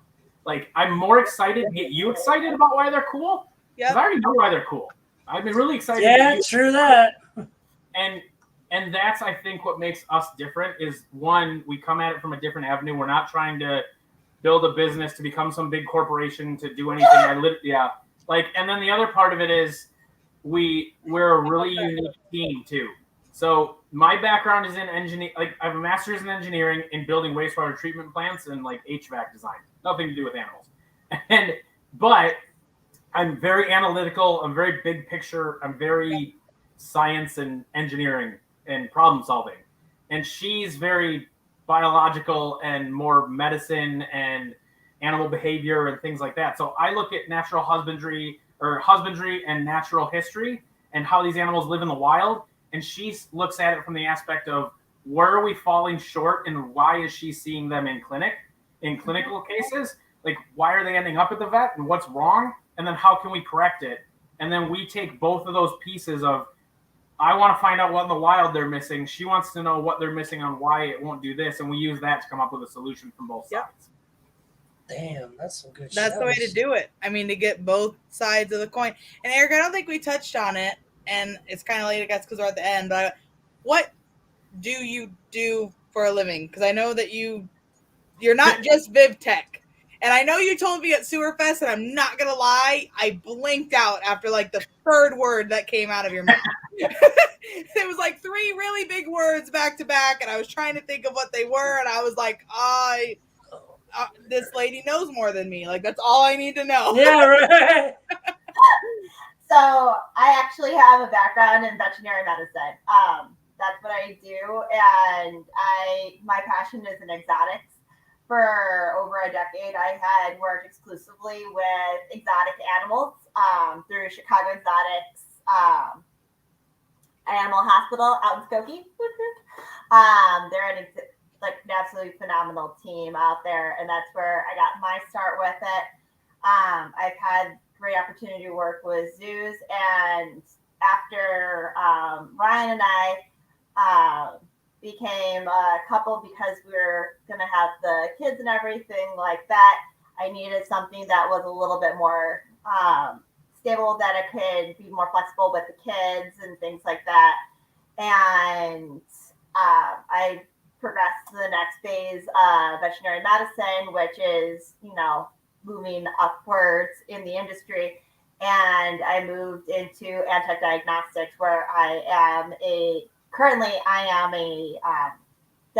territory manager. So I actually work with hospitals, working with them to come up with how best to utilize diagnostics and create wellness profiles, but helping them I come from a different perspective because I don't have a sales background at all. I don't do well selling products. Like, hey, this is how this works. I can talk to the veterinary hospitals on why things work, and then, hey, these are problems, but this is how we can solve it. So these are the problems that you're seeing, and these are your frustrations. Let's figure out how I can help you solve this frustration. And it's not a money game necessarily. It is you need this you wish you had this kind of medication or this kind of diagnostic. Let me help you come up with this kind of diagnostic protocol with it, creating SOPs and things like that. She's very much instead of being a salesperson and showing up and selling you something, Erica's a people person. So she goes in, wants to know what's frustrating you, and is there anything that she can do to take away that frustration, and then using the things that she has at her disposal, and how do we problem solve to make your life easier. And that's why she ends up being incredible at what she does, because people love her. Everybody loves her. There's not I was going to say, it sounds like it'd be easy to sell everyone to somebody. Right? Why would you not? Like anyone would get frustrated buying product after product after product that never actually solves the problem, right? They're just throwing money out the door. Why wouldn't you want someone that's like real solution? This is your real problem. Here's real solution, not a Band-Aid over something that needs work, right? Here's I'm telling people straight up, like, hey, I understand that this is something that either we failed in the past or it has been failed by you in the past, or like your situation's changed. That's great. I don't have a quick answer for you. Let's work and figure something out, or let's negotiate to find a different solution. Where can we find the solution, or how do we get creative? Because veterinary medicine, no matter what part of the field you're in, is all about creativity. Like, how do we MacGyver this around to make this work for both parties so that I can actually support what you're wanting? Like, in the case of UVB balls, like, how can I support what you need? And how do I still be able to actually give you what you want? And then I also work on the other side of it, too, where I also have another position with Antech, where I do support with the zoos. So I have the zoo diagnostic manager position that I created with the blessing of one of the other supervisors I work with. Hold on. So she actually created an entire program, pitched it to the leadership team of the entire company that she's at. No, I pitched it to my supervisor who did that. Yeah, but either way, and then created this entire created a reason enough reason for them to allow her to start going in to help the zoos. And then because that's awesome. That kind of I remember that part. I remember being like, that's awesome. Once you said territorial manager, I was like, that's a term that I know. Let's stick with that and go from there. But no, I love it. With the zoos is great because I'm not selling to them. It's more of I'm helping the sales teams speak zoo. I'm helping close that gap and be hey, this is when they need help. I can come in and help you with this. I can help close that gap. I can help you, and I've been helping with a couple of different zoos on different diagnostic panels, or hey, that's a really cool case. Keep up with me on it. Yes. Things like that. So that's been really nice. And actually I got a really nice message recently from the Black Pine Animal Sanctuary, actually out in Indiana, who was my first program that I signed on to it, and they were just so sweet. They're like, we thank you so much because you've been such a great help and awesome. Get our ability to actually be a fully functioning sanctuary and stuff. I'm right, it's come full circle, right? That's the people you started with, and now they're seeing the benefit, she got to work with the clinics and saw all the frustrations and the angles and the things that were hard, and now she's able to go in with a portfolio of ideas and options to help other people get out of that problem. And how that is awesome. Because I hated certain things. Yeah, we're both overly. Everything we do is generally trying to bring positivity to something. Trying to help someone, the world needs more of you guys. Yeah. They need lots of people like us because we're very tired all the time.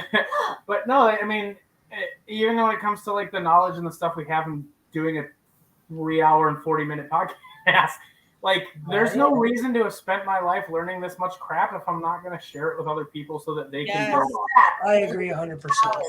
All right, that's what kills me. We talked about the gatekeeping, all the knowledge I have, if I go to the gas station tomorrow and get smashed by a bus, that's it. It's gone. It's not gonna happen. But even when you're talking about these old timers in the hobby, the guys that are disappearing,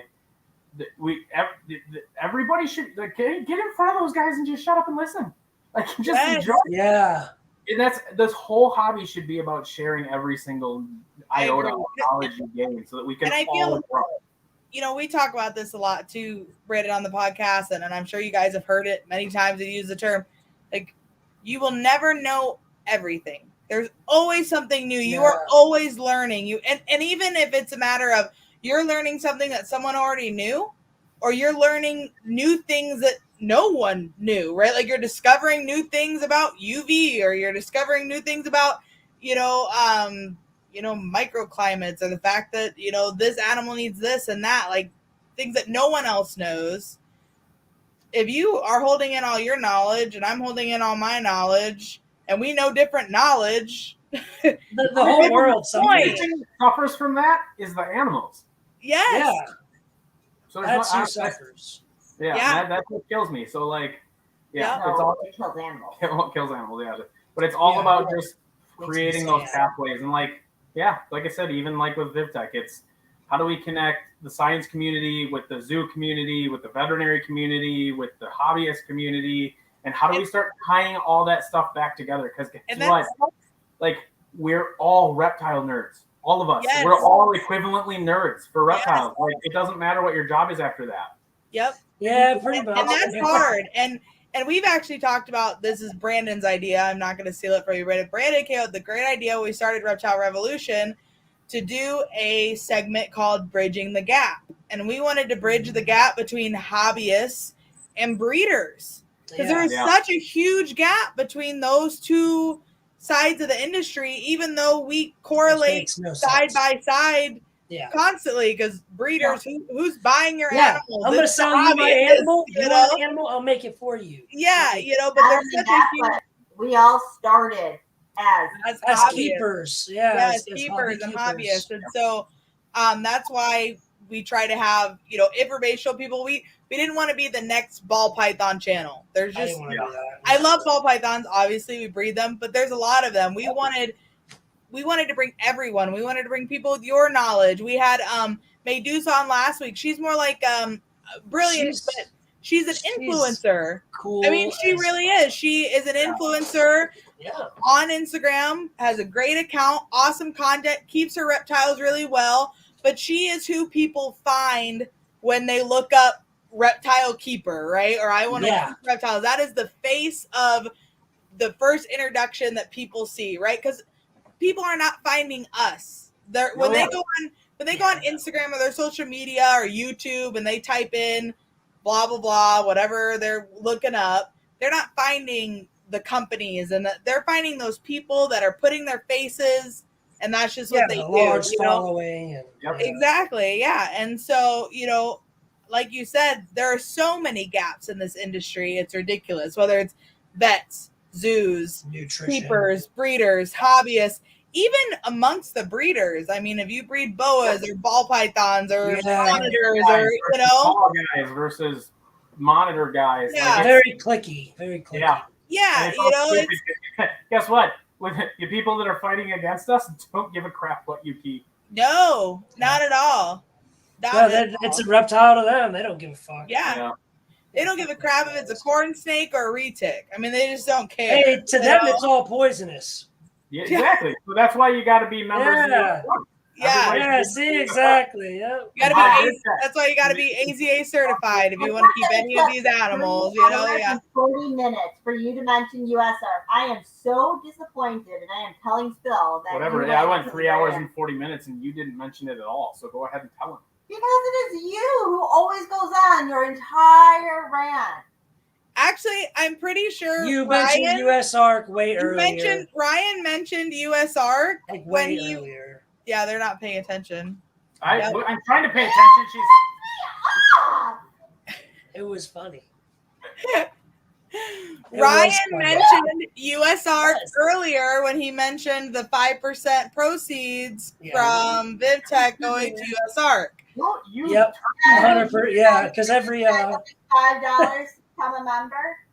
It's only $5 a month to become a member of USARK. So just so everyone knows, this is why it's a woman-owned business, by the way, because he forgets that part. I just wanted to slide. So at the bottom, you slid in sexy as fuck. I could see. I could see her all fucking tricep coming out. I was like, "Damn, Erica, you lucky as fuck." She loved me when I was 80 pounds heavier, so I can't argue with her. Oh, good shit. There you go. I was gonna say, good job.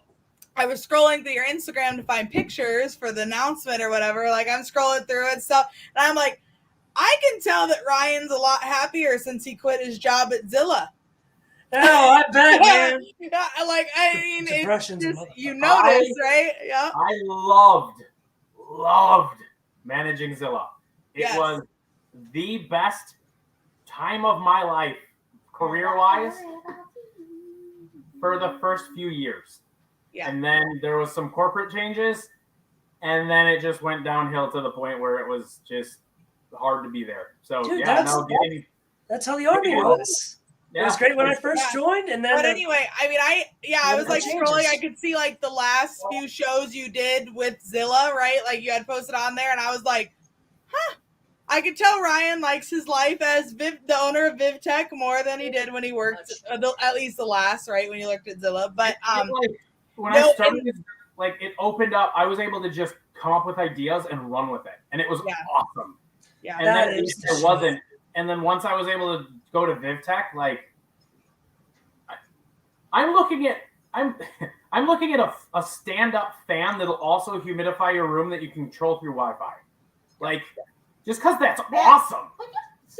No, like there's tons of awesome. There's so much that I like. After our conversation at Sewerfest, I'm like keeping my mouth shut because I'm like, I know that it's not necessarily secret information, but I know that it's like all stuff that you guys are coming out with and don't want to spread to everyone. But I've told Brandon. Brandon knows everything, though. So I always know Brandon everything about everything. But, Brandon is also one of those guys who reads all the scientific information, is friends with a lot of doctors in veterinary medicine, volunteers at exotic animal hospitals, just so I can learn.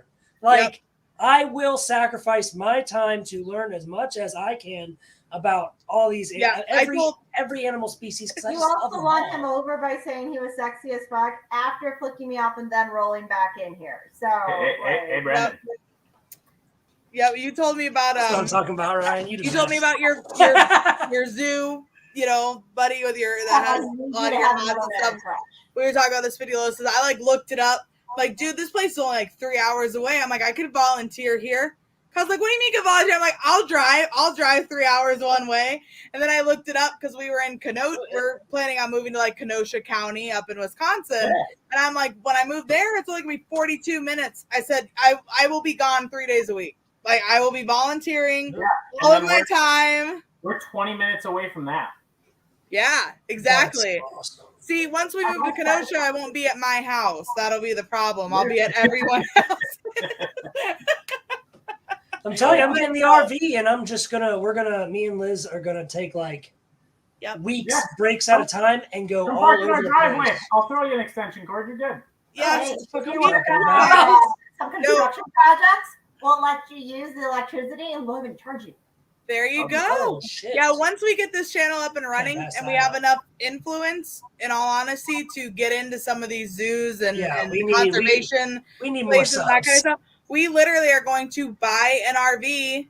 Yeah, we're going to buy an RV and we're going to tour around and take videos and do stuff like that. I mean, this is like a whole thing, guys. We because now that I'm retired, this is my we want to do more than the live streams. Like, as much as we love our live streams, we want Reptile Revolution to be like a whole nother level of education and conservation. And we're working on getting to like the super chat level on YouTube so we can take donations. We're going to be donating them to conservation, USARK. I mean, we've got a huge plan for this channel. Brandon has his dwarf caiman conservation plans. Oh yeah, I got the dwarf caiman. I told him you guys would get along really well. Boegas. Yeah, the Boegas. I got Dendrophila. I'm gonna get Melanota, Divergence, Cyanea, and Gemacenta. So I don't know, man. I picked up my first Dendrophilia and I just really loved it. And it was like a yearling, so it was still pretty small. I just had a really good experience, and it was something about that animal that just like I love Boega. Boega is something, I don't know. It has to be the head. For me, it's like the head and the face and the eyes, and I just love everything Boega. The color. You should see the albino Gemini sink test. I have. As much as you do. Oh, so good. You saw it fucking that, what is it, a T negative over at Nerd, the Melanota T negative? Yes. Yeah. Fuck, man, that's my favorite snake that I've ever seen in my life. The oh man, there's more. There's cool ones. Yeah. Follow Ashley Desan, Northern. He's going right now, yeah. Northern Light Reptiles. She does. She brings a ton of boiga in from Russia. She's a Canadian importer. Oh, that is an importer based out of Canada, and she is absolutely amazing. She's also somebody that we work with VivTech. She's somebody that she's our Canadian fulfillment center. Yeah. That's awesome. Oh, Northern Lights Reptile Imports. Yep. Yeah, she is stand up, absolutely incredible. And we've never had a bad experience with her even before we started working with her. Yeah, watch out. Start opening up some of those lists of the things that she's bringing in, and you're going to get real broke real fast. Liz, I'm sending awesome. you this link. Her content is... Yeah, please do. I grew up in a very, I grew up raising horses. Like, reptiles were the worst thing you could have on a farm, right? Like, they were just horrible. Do it, Liz. Don't look at this list. Don't look at it. I yell at her. It's so good. But we can afford those. I can do this. Yep. That's me. That's what I did with these abronias. I was like, dude, I'm gonna buy these abronias. It'll only be $500 in equipment. And then Kyle's like, how did you come to that number when your VivTech bulbs alone are gonna be $500? And I was like, well, I wasn't counting those, and then cages and that's not equipment. It's not. That's wellness. That's wellness. I love it. But I've got four Reptibreeze cages, which I cannot find screen terrariums in stock anywhere to save my freaking life. So I've got those, and then I ordered 5 pounds of live Spanish moss. I ordered a few $100s in bromelids and different air plants and epiphytes and things like that. And I ordered my Mister system, and I'm building the room. He's like, okay, we went from $500 in supplies to I think I haven't even ordered everything. I'm already at $2,500. He's $500 each order. Yes, there we go. Exactly. Yeah. I'm learning these tricks.